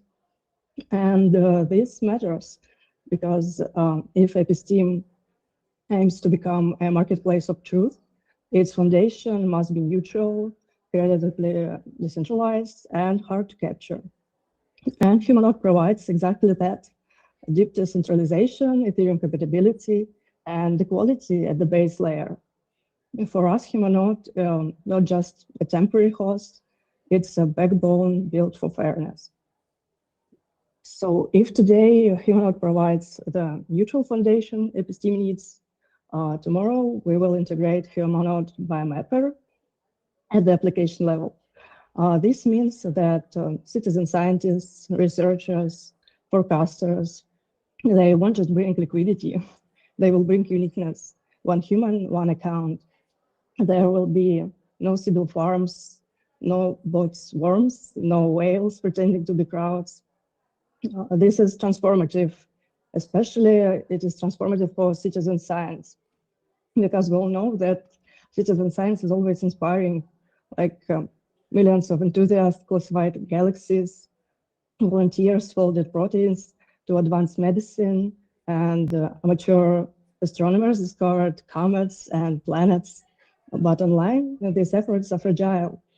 Trust is weak, incentives are absent, crowds can be gained, and by running on Humanode, episteme ensures that citizen science is structurally fair. Every contribution can be unique, verifiable, and rewarded. And the crowd becomes reliable, participation becomes trustable, mainly the epistemic signal itself becomes clean. Currently, we already launched our internal testnet. It is live on a Humanode chain. And in the coming days, we will be launching our public testnet that is named Eidolon. Eidolon means image or spectre in Greek.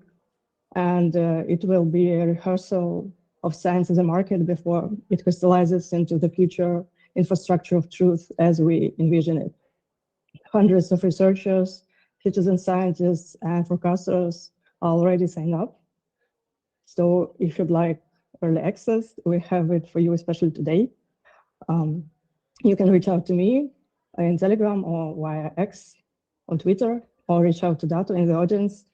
We have access codes available for you before the official release. And if I have still a few minutes, I'd like to show you a short demo of the Epistem project, so you can just see how it works in practice. Yes, here it is. So here is the main page. You can see what you can do on the platform, like explore markets, make forecasts, trade the snap tokens, or preview AI resolution drafts. You can see the cards of trading hypotheses here. And by scrolling down, you can click on Explore Market to browse all active hypotheses. You can just scroll down and choose the hypothesis we want to stake belief on. For example, let us open the hypothesis with biotech. Yes. So this is basically the hypothesis page. You can see the price and probability chart. The yellow line shows the changing probability. We can stake a few tokens here for or against. So you can see also how many participants are already involved. There is also a feed of the latest research relevant to this hypothesis, alongside some statistics and market activity. And yes, also we have a leaderboard where participants ranked by accuracy and tokens earned. Here is also a faucet page where you can claim testnet tokens and start experimenting right away. And this is just about page where we explain our mission and vision and show diagram, like showcasing how the market works and the detailed life cycle of the hypothesis and how it works step by step. Also we have profile page, which showcases stats and open positions, but this demo account doesn't have much history yet. For now, hypothesis creation is invite only. We are collaborating with several DAOs who are submitting their research directly, but if you'd like to propose a hypothesis yourself, you can write me or reach out to Dato in the audience, and we will review it together and submit it on the platform. That's all for me today. Thank you very much.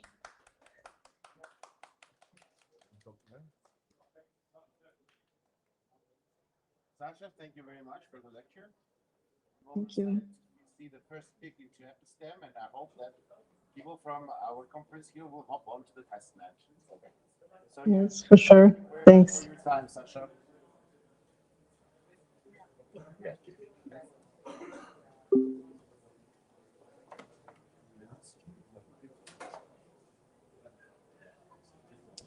Okay, our beautiful guests. Now we are heading into our third and last lecture that is going to be delivered by the media lead from Humanode and the founding member of Humanode, actually, Shannon Higgins, and he's going to delve into the vision of Humanode a little bit more than we have been discussing before. So I invite you to join us at this lecture, and also I ask you to respect the lecturers and maintain some sort of quietness, so to say. So our guests at the back, please join us here for the last lecture that we're having today. If you want to learn more about the protocol itself, and delve into its philosophy, now is the time to grasp the ideas that Shen is going to introduce us to today. So please join us and thank you.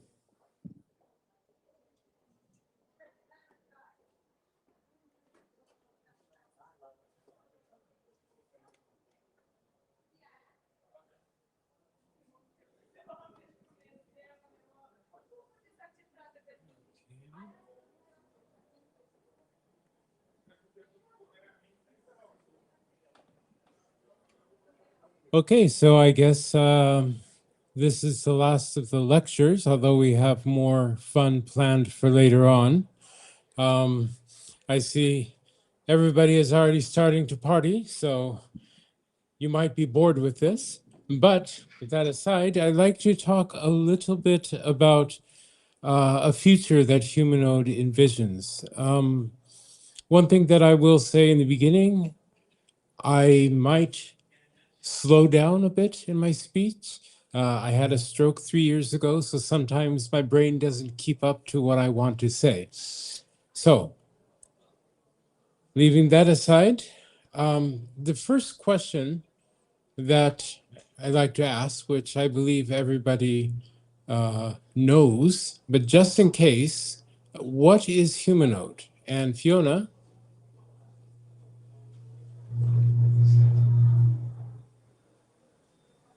There we go. So, what is Humanoid? Humanoid is a Layer 1 decentralized blockchain platform that uses biometric authentication for node validation and consensus. The very, very bland description of what Humanoid is. But the system ensures that each node represents a unique human being through biometric proof, preventing civil attacks and enhancing security. Now, these are some points that I'll get into later. And I'm wondering why there's the echo. I guess I have to move the mic away from the speaker, perhaps? And let's see if this works. Okay. So, let's go to the next slide. This is a very simple explanation of what Humanoid is. In Humanoid, money does not equal power, as in most political systems, most blockchains out there. You can have all the money in the world, it doesn't give you more power in Humanoid in reality. Okay. Next slide.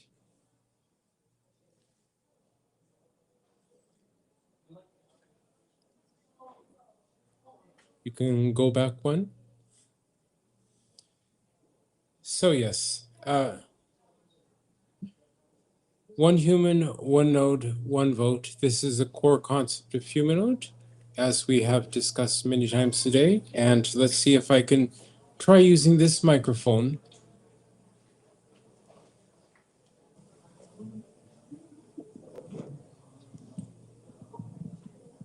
This is off, right? Okay, so as long as everybody understands that one human equals one node equals one vote, you have everything you need to know about Humanoid. You cannot have 15 nodes.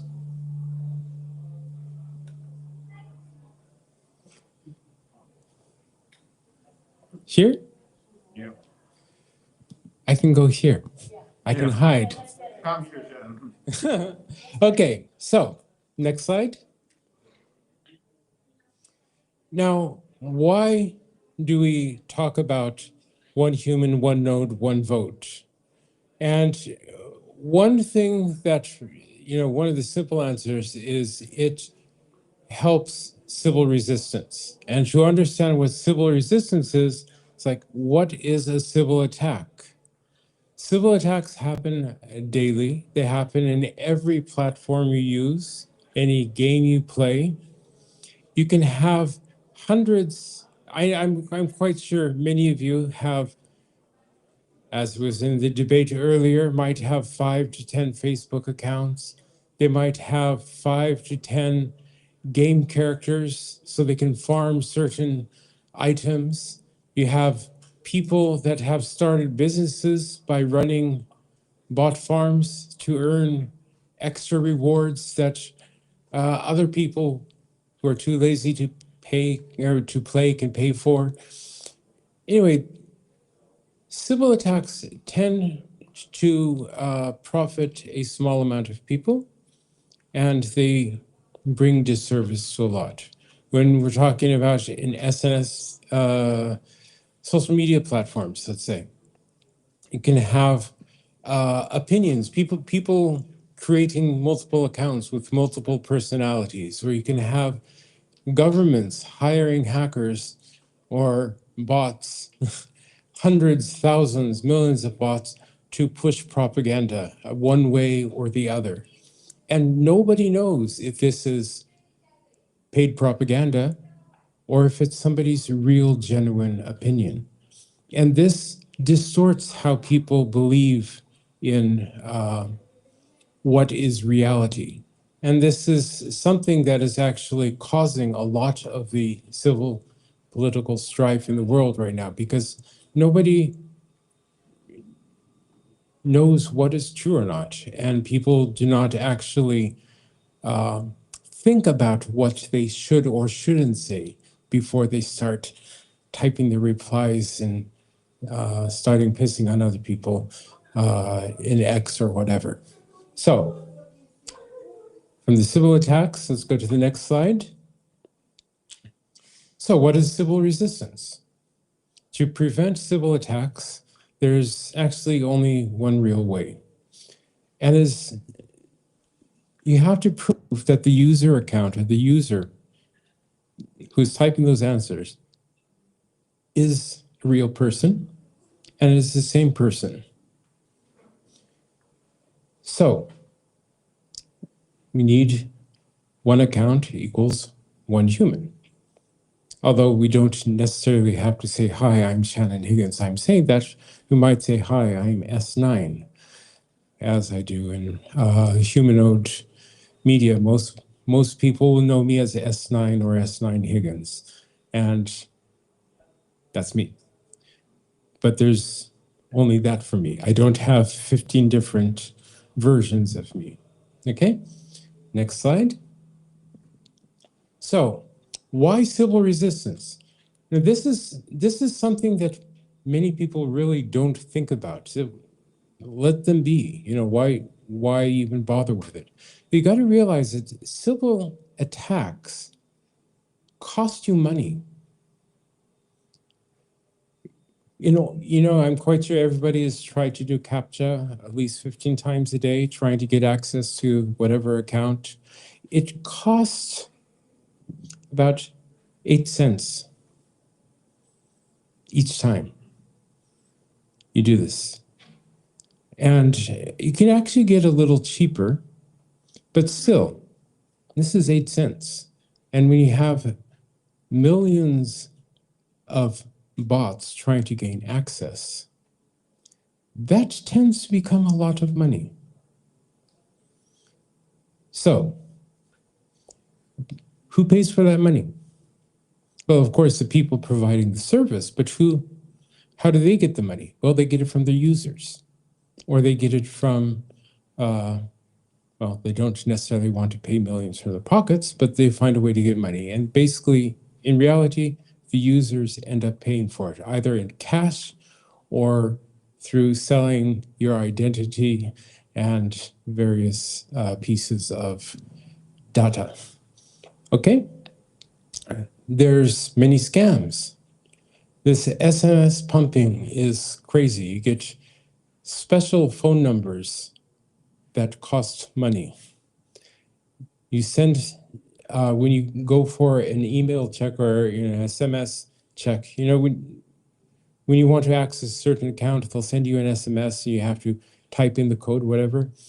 You can get, with a primary number, you can get people to actually, well, you can have bots send in thousands, tens of thousands of requests.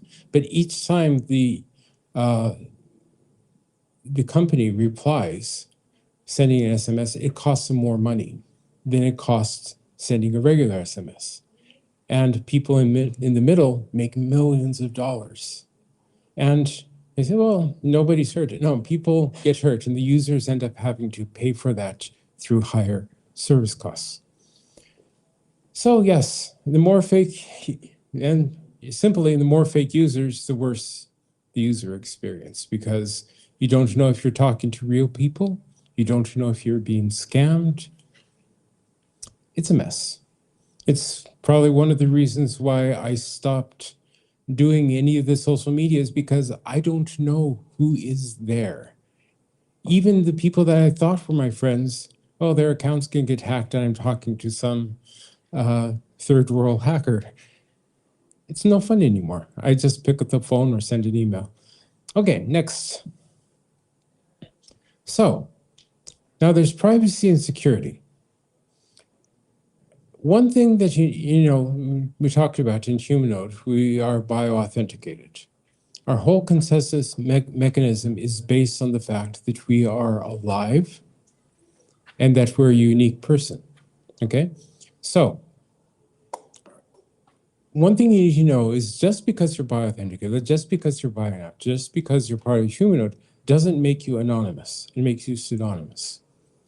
There's a big difference there.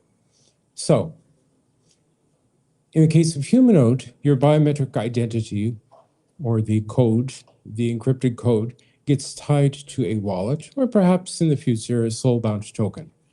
And it can be tied to a user account, if need be. Now, what is included in this bioauth information are two specific pieces of information. One is if you're alive or not. And the second is if you're unique or not. If you're unique, you're in the system. If you're not unique, well, you're not in the system. It's very simple. And these two pieces of information actually is information that is so heavily guarded that even the Humanode developers cannot go in and access to see if this is a person or not. As in, it's totally black box. And right now it gets wiped every 6 months.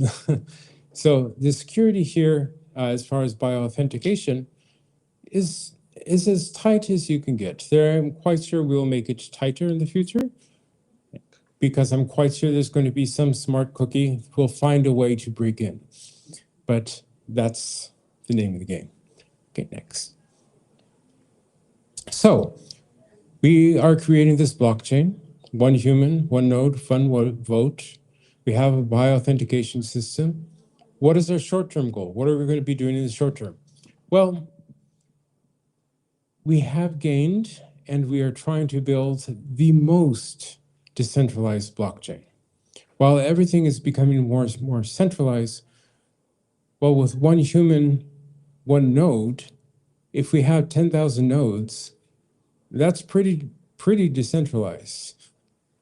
And it will be, the more people become nodes, the harder it will become to manipulate the masses, because you do not know who are nodes, where they live, where they are, what part of the world they are.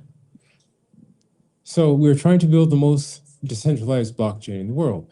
The next is, well, for the short-term vision, we are trying to, and we have been, creating tools to provide Sybil resistance, one user, one account for dApps, DAOs, Web3 services. We currently have what we call the bot basher. This is for Discord and Telegram to prove that you are a unique human being. You can create channels that only unique human beings can enter. And we have Biomapper. And this Biomapper basically allows dApps and Web3 services to authenticate that it's one user, one account, and that there's a real human being behind it, which, in the long run, people, I think, discover it's a lot cheaper to actually know how many users you really have. And then, of course, our next short-term goal is to finish the development of Vortex, the Humanoid DAO, which leads us to the midterm, which is the next slide. Dato, thank you. So the midterm, of course, a truly decentralized blockchain, the most democratic DAO in the world. And then this is the next point that I find interesting, is that our goal is to give the power that the core team has to everybody in the community. We don't want this power. We're creating this system, but we're creating it for all. Therefore, we cannot sit back and say, we're going to dictate how it is. We created it for all of you, so we're going to dictate. No, that isn't how it works. Once we get to the point that we have this DAO and we know it works, we'll be handing out the reins to the people in the community, to especially the people who are developing or contributing, not just anybody who walks off the street, but people who are actually working to make a system evolve. Okay? We're also trying to, just go back just a little bit, we're also trying to create a fair financial system for all participants and build the building blocks for a long-term vision, which is our final slide here. So, long-term vision. Establish the protection, biometric uniqueness, and information as a basic human right. So, the protection of biometric uniqueness and information, or biometric information, should be considered to be a human right. You should, as a human being, have the ability to say, yes, I will allow this company to take a peek or not. You can say, perhaps, for this research, I will sell this company the color of my eyes or my irises or whatever. You should have the choice. No company should be able to say, oh, we're going to take all your information, but we'll allow you to use this application for free. Yeah, that's not for free. So we want to establish the biometric uniqueness and the biometric information a basic human right. We are trying to create the foundation for a fair and just global or planetary DAO. We're not saying that we're going to be the ones creating the planetary DAO. We're saying we're going to create the building blocks that people can use and to assist in the process so we can actually have a planetary DAO. We want to create the foundation for a global monetary system, currency controlled by the people, not by private banking systems or governments. We don't need middlemen. The next one is, once again, the foundation for a planetary system that is based on equality, opportunity, and fairness, shared knowledge, and advancement of mankind as a whole. I know this is a big goal, but we believe that everybody in the world is part of the world and should be given equal opportunity to education, equal opportunity to prove themselves, equal opportunity to rise above and to become part of a human family. And finally, the foundation for building a global community based on merit, not on money, race, belief, sex, social status, political alliance, or place one lives. We believe that people should be respected for what they have worked for, what they are trying to accomplish, and what they're aiming for. Everybody should. And I know there's a lot of political debate that will go behind this and a lot of philosophical debate, but we believe that a merit-based system will be something that is needed for the future. So yes, long story short, we're creating this blockchain not just as a small project, but we have these ideals where we see the world evolving eventually as one planet becomes one nation. And in doing so, we want to find a way to do so that everybody can contribute everybody can be part of it, and everybody has the opportunity to rise and not be dictated by people who already have all the money and all the power and want to shape things their own way. We should all have equal voice. So we're building the building blocks for the future. Whether people use it or not is a different matter. But we believe that at least some of us should work on building these blocks. So that's it for me. Thank you very much.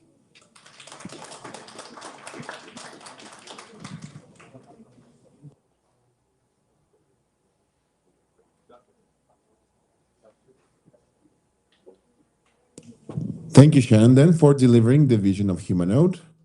And I hope that you guys were able to grasp it as well as the team members around here.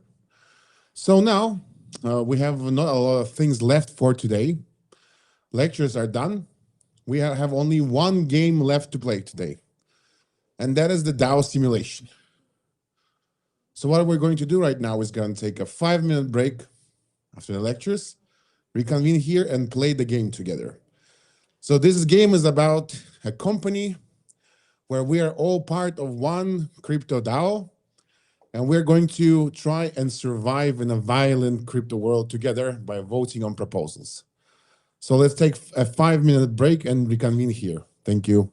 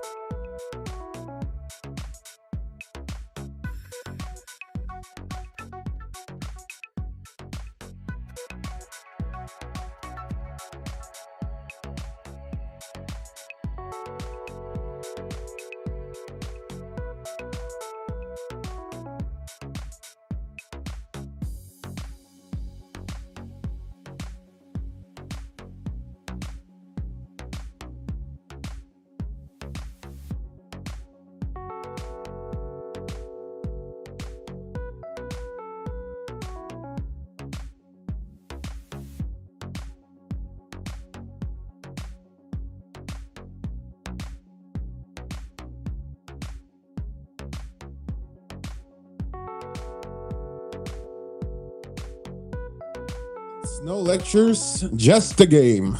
We're all playing together. So take your seats and prepare. Yep, absolutely. If you roll one, I will say that, you know. Let's prepare for the game. Our guests back there. If you're listening to my voice, let my voice hypnotize you to come here and join us. Also, Humanode team members, please join us here as well because we need your utmost attention. You have the biggest experience in running a DAO, I think. So, can anybody tell me who is involved in Web3 as a business professional, so to say? Okay, there's one. There's two. Okay, there's 2.5. Okay, cool. So, I will definitely need your experience today because today we're playing a game called a DAO Simulator. So let just more guests sit down and we will begin. Okay. Okay, cool. Yeah, finish up on your sandwiches and prepare for some violent proposals that we have to vote on today. Yes, get it up, get it up. Finish your smokes on the balconies. Okay, so I guess the main seating is already in place and we can begin. So, let me briefly introduce you to the rules of this game. Imagine we are a democratic DAO, like all of us, right, are running a crypto protocol. First of all, let's try to come up with the theme of our protocol. Like, what are we? Are we an NFT? I don't want to be an NFT. Are we a layer one? We might be a layer one, or maybe we're a DeFi project. So, guys, let's vote on that first. So, do you want to be a DeFi project? If you're for it, raise your hand. Okay, 3 hands. Do you want to be an NFT project? Okay, okay. Do you want to be a layer one? Okay, I guess layer one received the most votes, so we're going to be a layer one. Now we need a name. Do you have any names in mind how we're going to name our layer one? Bamboozled? Any other? No other? Okay, layer one bamboozled. Congratulations. You didn't make any other proposals. That's why we're called like that. So hopefully you can see the screen pretty clearly. If you don't, please sit more closer to us because this is the metrics that we're going to work with today. So we are a layer one DAO, and our goal is to survive for 20 rounds. What is going to happen in those rounds? Every round, we have 3 proposals that we will vote on, right? If we accept the proposals, and we'll accept it with a 51% majority, this proposal is going to be implemented, and then you will come out, some people will come out and roll the dice on this table. And we're going to use your rolling of dice to determine the randomization behind the outcomes of the proposal that we vote upon. So if we run out of money, we die and we lose. Can you show the opposite screen, Nana, please? So also we have reputation, the developer's reputation, the community reputation, and hype. If either of those goes lower than 10, we also lose, right? So our goal is to survive 20 rounds. If we do, we win. If we either run out of money, and we start with $1 million in our treasury, which is very good. We start with 6 million tokens, and the price of token at $0.50. But I just want you to see it clearly that every round we have a burn rate, because we're paying for our team development, we're paying for marketing, for everything, right? So the proposals, they will affect the reputation, they will affect our burn rate, and they will also affect the token price, of course. So not only we have to make good proposals, but we also have to make good rolls.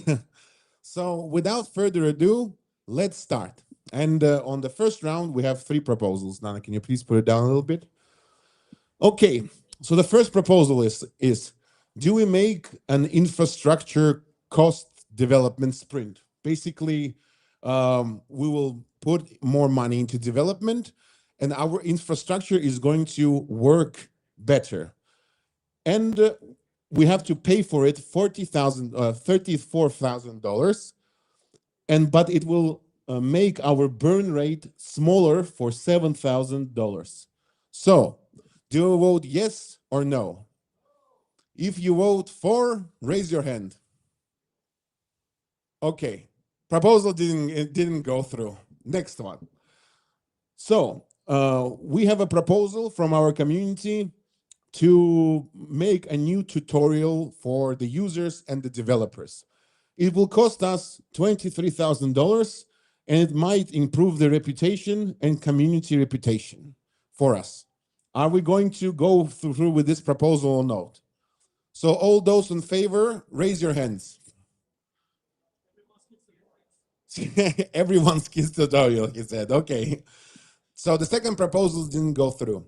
The third proposals that we have today is a validator program. So basically make a special validator program And we're going to make staking much more favorable and comfortable for our validators.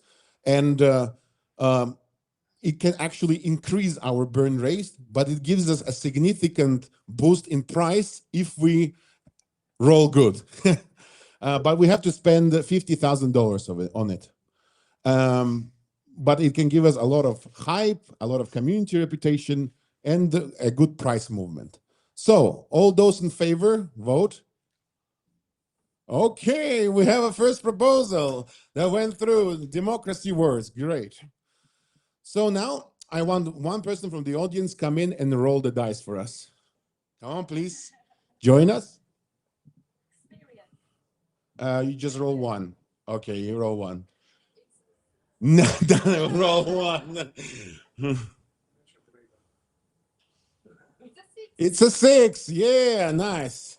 But also we have to roll for the market price because you know market price moves differently without us. So let's roll it. It's a 1. Okay, nice. Let's apply the turn and see the results. So as we can see here, our developer and community scores went up, which is very good. Developers are working fine. Community loves us more. But we spent $110,000 and our price dropped from $0.50 to 44 cents and our burn rate increased normally. So this is the second round, and here we're going with the next proposals at hand. So the first proposal is to make grants for meetups so that local groups can create meetups and learn more about the bamboozled layer one and, you know, like share their experiences and developer experiences. But we have to spend either $17,000 on it or spend 40,000 tokens. In this case, we can actually choose. So first of all, let's vote if we want this or not. All those in favor, raise your hands. Okay, you know, like no grants. We don't need grants, right? Come on, who needs grants? Okay, the second proposal is quests. So it's almost the same thing. Costs also 18,000, and we can choose if we spend US dollars or tokens.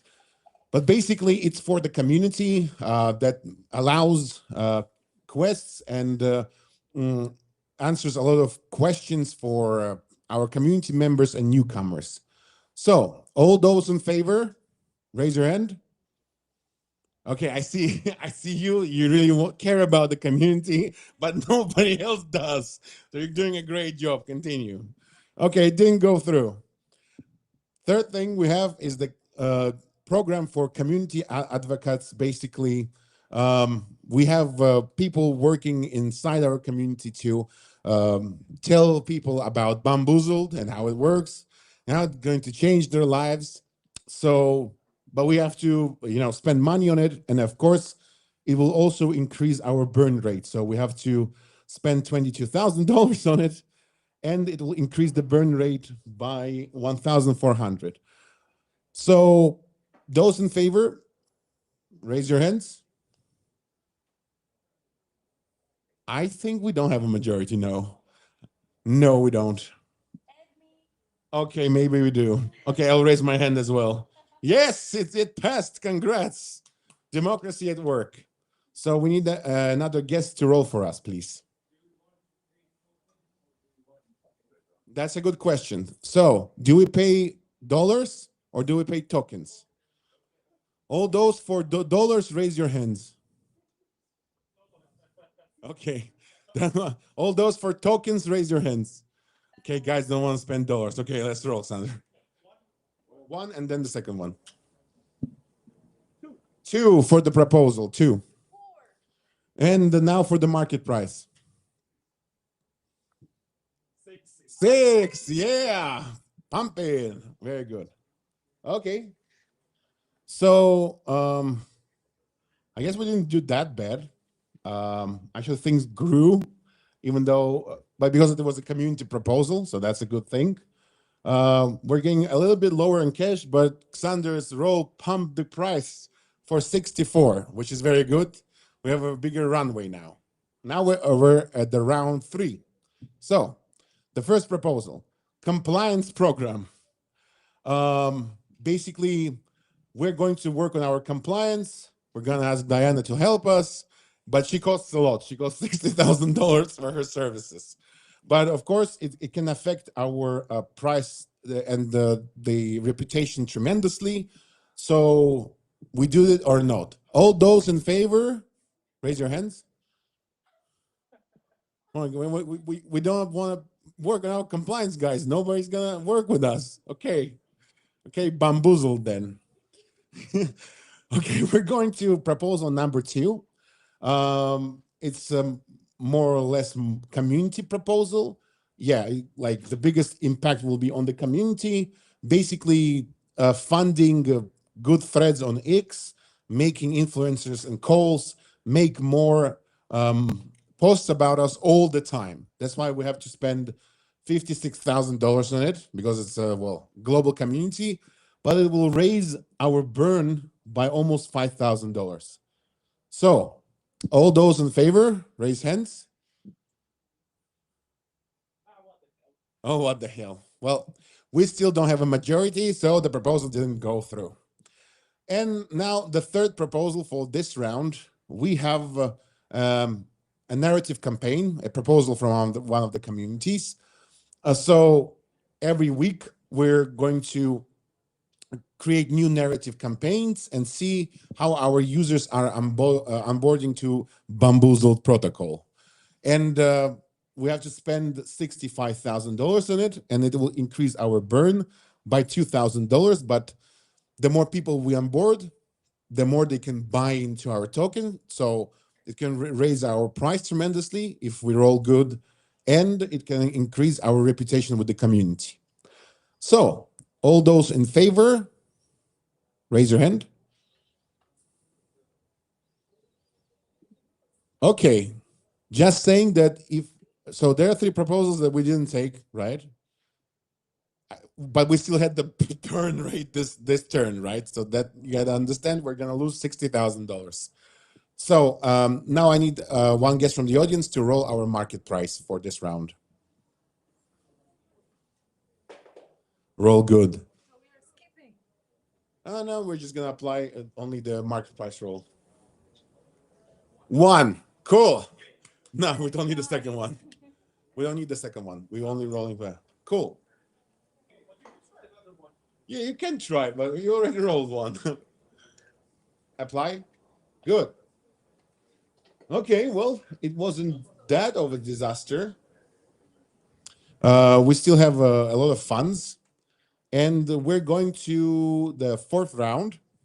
So, are we going to integrate a new bridge? It actually costs a lot, $140,000. But if we integrate it and make Bamboozled cross-chain, guys, we can attract a lot of buys and a lot of transactions to our ecosystem. It will not increase the burn rate a lot, just by $1,000, but we have to pay a big sum of $143,000, and then we're gonna get this effect for a long time. So all those in favor of making Bamboozle layer 1 cross-chain, please raise your hand.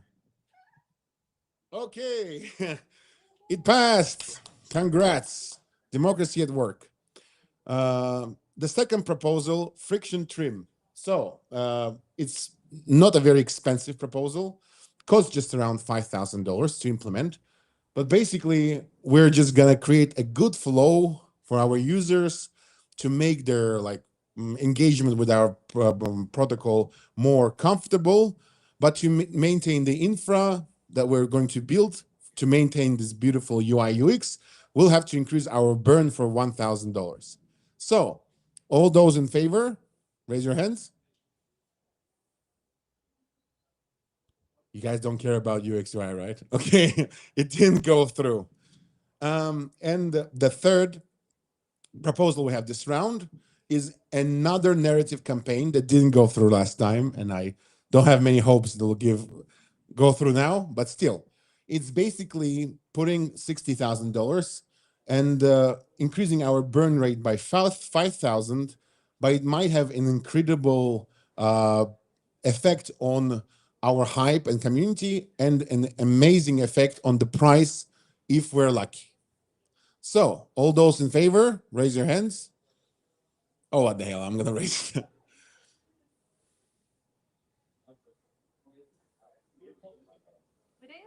No, it's not.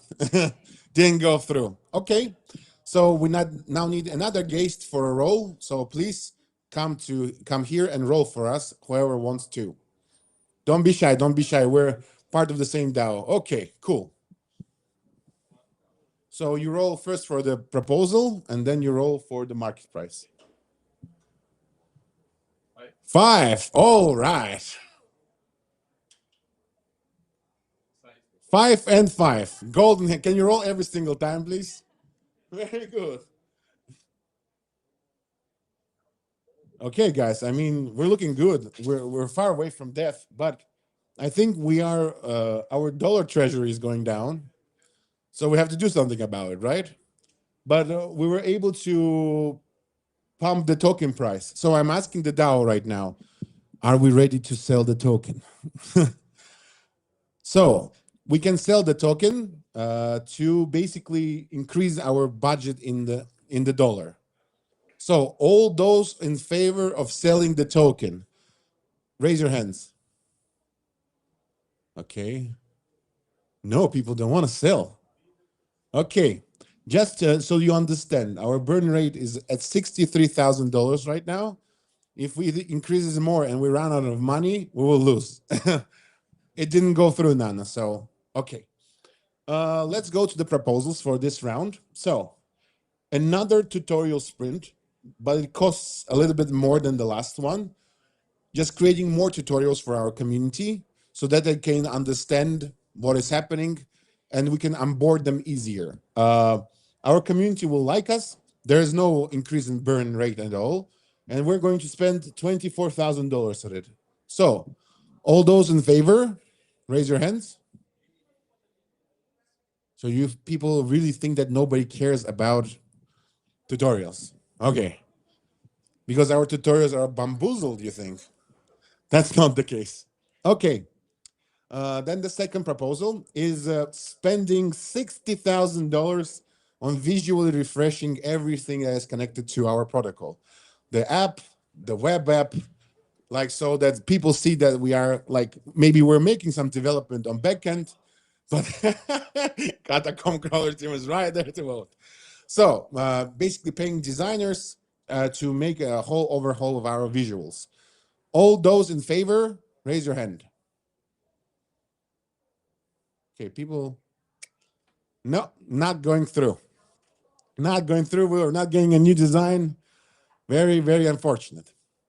Okay, promotional fees, basically. So we can spend $8,000 and increase our burn rate by 1,000, but we'll get a constant fees that we'll pay to our users and to like newcomers and maybe even like calls and influencers, so they constantly promote our protocol. So all those in favor, raise your hand. Okay, I think now it went through. Great. Democracy at work. So I need one guest from our room to come and roll for us. Don't be shy. Don't be shy. We're all part of the same company, guys. We're in this together. One for the proposal. 6. Nice. Now for the market price. 6, bro. Nice. I mean, we can be making any proposals with rolls like this. We're going to survive, guys. Okay, our budget is now, our treasury is now less than $500,000. Just highlighting this, but our developers are working good and our community loves it and our overall hype is increasing. So great. Now to basically the proposals of this round. Nana? So again, we can spend $60,000 to make the onboarding like one click, like the shortest onboarding imaginable. Yes, I think it's also good. Yes, and our like newcomers can be just onboarded without any friction, but we'll have to pay $61,000 for it, and we will increase our burn rate by 3,000 for maintaining the infra. So what's it gonna be? All those in favor? Raise your hand. Okay, I think it's a pass. All right. Good, very good. The second one is the campaign for collaborating with various creators who really understand what Bamboozled is all about and dig the vision that we have. But we're going to have to pay them almost, actually 55K, we're going to have to pay them. And it will increase our burn rate because we'll have to continue with the payments. But if some creators really highlight us profoundly, they can pump our price nicely. So, all those in favor, raise your hand. Huh? All right, I'm trying. Do you want me to make it? Well, it didn't go through. Okay, the third proposal is basically having a big hackathon where we gather all our ecosystem mentors, we push on bounties, we develop stuff, we fill our ecosystem with various applications at the same time, and we go out there and we tell people what problems there are in our ecosystem, and they can actually create various programs and apps to try and plug those problems. So, but it was going to cost us the dime. It costs 87,000. It increases our burn rate tremendously, but it can really affect how all our reputation and our price. So it just increases everything tremendously if we're lucky.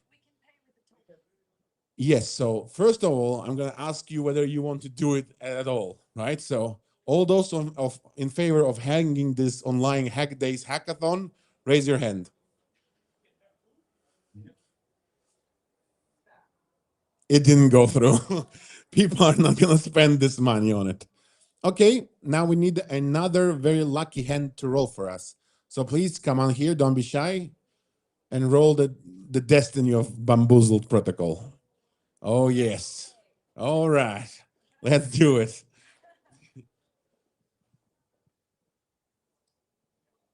First one for the proposal. 4, nice. And the second one for the market price. 4-6, guys. It's very nice, Dan. Thank you very much. It's not even hard, guys. We can make any proposals and they will work if you're going to continue. Look at this. Are we losing? It's not hardcore. I was designing this game to be hardcore, but you're just outrolling my game here. But yes, but there's one problem again. So look at this. Our token price is already $1.70. You see this? So is it time to sell, guys? We have $300,000 left. I think we have to sell now because we have only 5 turns left for our runway, and then we're gonna die. Wait. So all those in favor of selling our token, raise your hand. Guys, guys, we're gonna die. Okay, whatever. It didn't go through. Let's go. So, overhauling our whole web app infrastructure and our website. Not the whole design, like we were talking before, but the front end and the back end of our websites, all of them. So, it's the most important thing that actually users and new users see, right? And it's going to cost us a lot because we're going to have to throw away stuff. We're going to have to create new stuff. So we're holding the whole web app that we have. It's going to cost us $85,000 almost, but it can really affect how is our project viewed by our community and the newcomers. So the price can change significantly. So all those, and actually we're not getting any burn rate increase, which is a rare case. Just gonna spend it on the overhaul and that's it. So all those in favor, raise your hands. Yeah, leave this website. We don't need it, right? Like, just let it be there. Who needs a website? Okay. This is also the second proposal is also on the development side, basically creating a mobile SDK, and it allows other developers to seamlessly integrate their mobile applications with Bamboozle protocol. But of course, it's gonna cost us almost 50,000 K, and it will increase the burn rate significantly because we're going to maintain that SDK, and it's going to cost us a $30,200 increase in burn rate. But it will bring, if we roll nicely, it will bring benefits across the whole board from community, especially the price action. So, all those in favor, raise your hands. Didn't go through. I'm here hyping up projects that are not going through. Cool. Another creator collab campaign where we have to actually pay more than last time because cooler collaborators are going to be engaged in it. We're going to have to pay $73,000. It will increase our burn rate by $2,500, but the price impact and the hype that we can get is very big from this. So we can really pump the price and increase the love of our community and like broader crypto community towards us. So all those in favor, raise your hands. Yeah, guys, we're not layer one, you know, we're like an NFT coin spending money only on marketing. We didn't do anything in development. I'm just saying. But yes, that went through. That went through. It was accepted, and now we need another guest who will roll the dice, or the same guest that was before. Don't be shy. Come on here and roll. All right.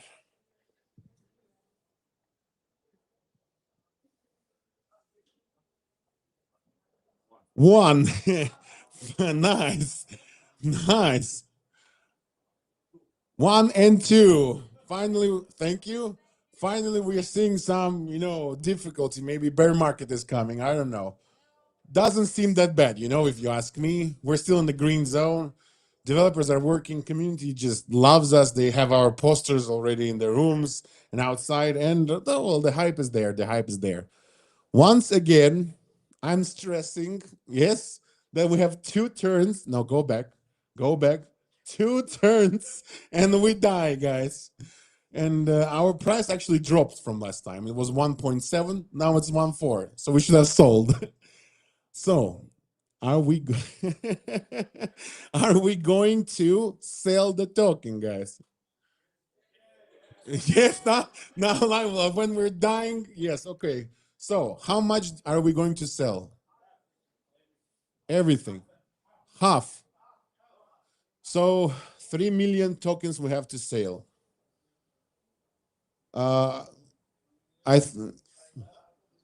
Yes. So let's write 4 million, like 4.5 million, because we're writing the equivalent in dollars. Yes, 4 and 5. Yes. Yep. But wait. There's a price impact of minus 89%. maybe with. Okay, let's do 1 million. Let's not kill our coin. You know, our community is going to run away. So wait, price impact minus 39%, guys. Are we okay with that? Well, we're getting $1 million, guys. No, less. Any other opinions? 500,000. Okay, let's do 500,000. Okay, well, 20%. All good. So we're selling? Yes? Okay, let's sell. Cool. Yeah, treasury going up, but our price went down. Well, it's obvious because we sold the coin. And now to the 8th turn. So it really will help us, our community and our developers, if we have real-time metrics about everything that is happening around our bamboozled ecosystem. It doesn't cost really much. It costs like $14,000, but it brings an increase in burn for $1,500. So Actually decreased in burn. Yeah, you're right to, it decreases the burn, guys. Yeah, proposals like that exist. So what are we doing? Do we want to integrate real-time metrics? All those in favor? Okay, yeah, it went through. Cool, cool. Then this is a liquidity provisioning rewards. Basically, we want to make our token on a DEX, right? Our bamboozle token. By the way, what is our ticker? BBZ? BZB? I don't know. Okay, that'd be BZB then. And we want it on DEX. If we want it on DEX, we need liquidity provisioning. If we want liquidity provisioning, we need to give staking rewards, LP staking rewards, to our investors so they actually bring cash into the DEX and provide liquidity. And we're gonna lock. But we're gonna be paying not dollars. We're gonna be paying tokens. So we'll have to pay an equivalent of $87,000, but it will give us a DEX, and it might have a profound impact on our price. Why? Because there's just going to be more liquidity that is holding our price in place, and more trades, and maybe even attract more investors if we're lucky. So all those in favor, raise your hands. Yeah, let's get that DEX going. All right. So, well, we have 2 proposals already accepted. Yeah, the other one was accepted. Yes. Core maintainers grants. So basically, grant that we are giving to our most important integrations, our most important indexers, the tooling that developers are using for developing apps on Bamboozle Layer 1. And it is going to increase not only the price, it might, but it's also, of course, going to increase how good the developers in our ecosystem work, and how developers from other ecosystems hype our ecosystems. So what do you think? All those in favor, raise your hands. It didn't go through. No. Okay, well, who needs developers, right? Cool. Now we need a guest who will roll the dice for us this round. Okay, we have a pretend. Okay, cool. So this time we'll have to roll 3 times, 2 times for proposals and 1 time for the market price. So first proposal, 4. Nice. 2? Yeah, doi. Nice, nice. Well, I understood when you said it. 2. Doi. 5. 5 for the market. Well, it's a great roll. Thank you very much. Let's see, guys, let's create a real project. Look how we're doing. You know, everybody loves us. Developers are working. We have price actually returned to the place where we sold our tokens, and we have a lot of runway. I mean, this is an easy game. Stop rolling so good. It's not interesting anymore. We don't need to trade anything, I think. Basically, the proposal is to revamp our documents so that developers will have an easier time to work with our infrastructure. And it doesn't cost that much. It costs 33,000, but it can bring benefit on the development side. So all those in favor, raise your hand. Guys, developers, developers, but like, okay, it didn't go through. We're an NFT project after all. Okay, mobile SDK, guys. Developers again. Mobile SDK for mobile applications. It will increase everything like all around if we roll nicely. And also, we're going to have to spend $43,000, and it will increase our burn. So, all those in favor? It didn't go through. Okay. So, the ecosystem partnerships basically make sure that we have a good workflow, and we work with all partners that we have and make joint campaigns so their users can come and use our ecosystem seamlessly, and we can use their ecosystem seamlessly.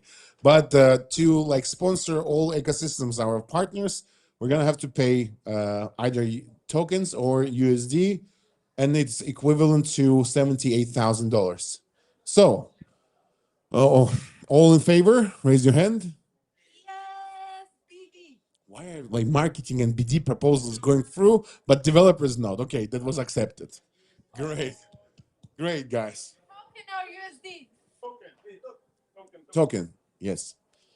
By the way, guys, so now as we're nearing the 10th round, wait, you can find papers around you with pens. So if you have any proposals of your own, please write them and drop on this table, and we're going to vote on them as well. Okay, she was ready. Yes. Yes. What about me? Okay, I will. I will roll the dice. So we have one proposal. I'm rolling with the left hand. 3. Yes, it's neutral, so it's nice.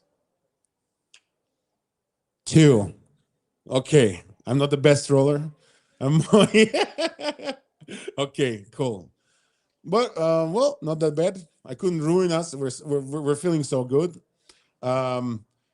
We have a burn rate for another 8 turns. Nothing bad is happening to us, guys. So yeah, let's move on to the proposals from this round.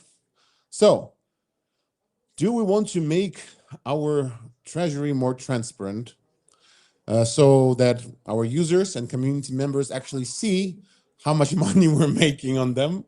So they can judge the run. I see heads shaking like this in the audience. So let's just vote on it. All those in favor, raise your hands. Yes, it does, but people don't want to show our balance sheets, Shannon. Okay.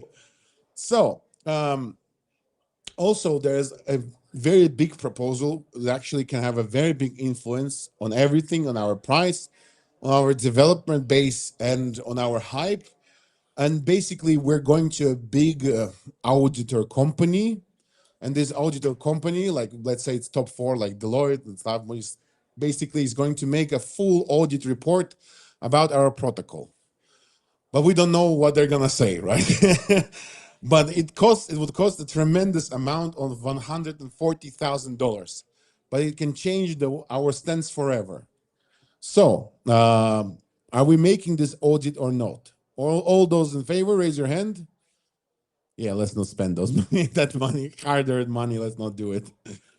And now the KYC AML framework. So, partner readiness for exchanges and institutions. Like we didn't really get listed on a lot of exchanges, and now we have an ability to work on our legal stuff, so that in the future we can easily integrate to tier 1 exchanges like Binance or OKX or Bybit or whatnot.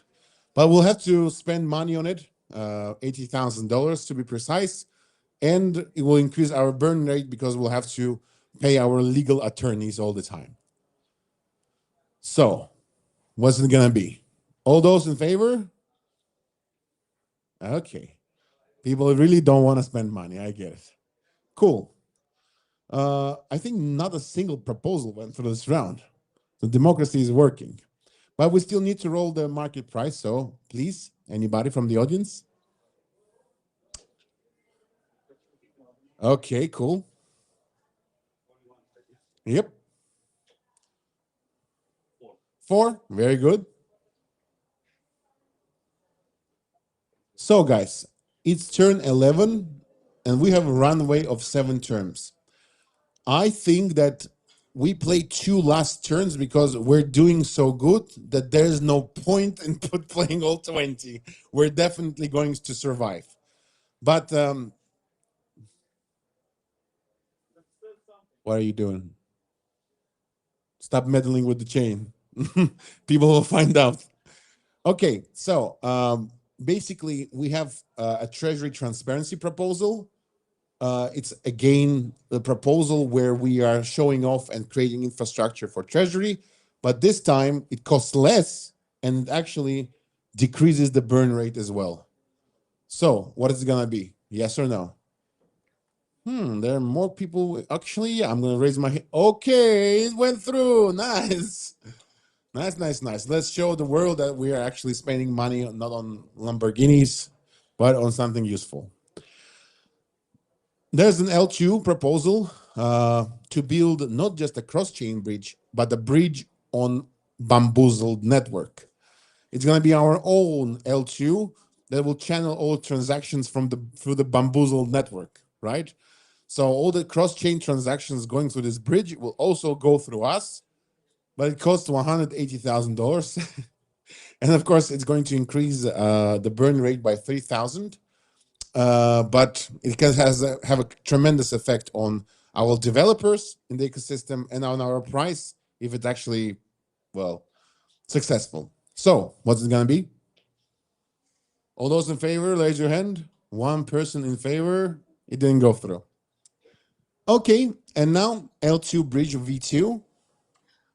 Basically, it's almost the same stuff, just costs less and gives us a lesser burn rate. So, but I guess it's a cheaper bridge, you know? Like we had a way to do a quality thing, but then we decided, okay, there's a second proposal that proposes to do the same thing cheaper with more risk, less reward, but less burn rate. So, all those in favor, raise your hands. Okay, now that the things are cheaper, you're agreeing, right? Cool. Okay, no, it didn't go through. So let's basically roll for this round, and then we'll go to the proposals that you guys brought to me. So I'm gonna roll this one then. 5. 5. I redeemed myself. So now we have reached the 12th turn, and I think we're doing great. We actually won this game. So congratulations to you guys for the proposal making. We're gonna make a great DAO.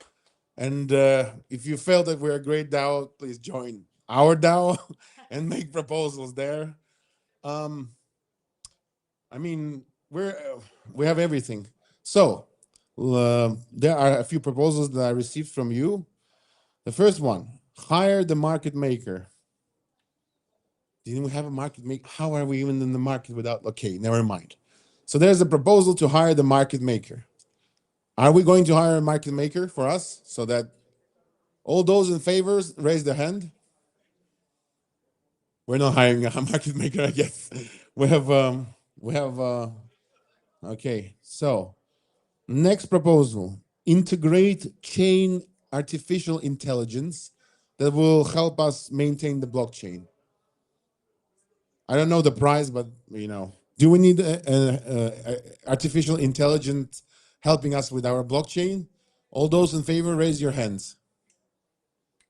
Okay, some are believers in the artificial intelligence. That's cool. Next one, the most important proposal. I'm gonna frame this proposal. I'm taking this. So, are we going to open a human? Wait, where a bamboozle protocol?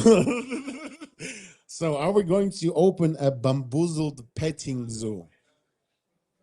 So it's a zoo where there are animals and you can touch them. All those in favor, raise your hands. Okay, I want a petting zoo. Okay, it went through. Congrats. Okay, guys, thank you very much for carrying out this experiment with me today. I think we had a great run, but one last proposal from me. Do we sell all the tokens? It's the last proposal.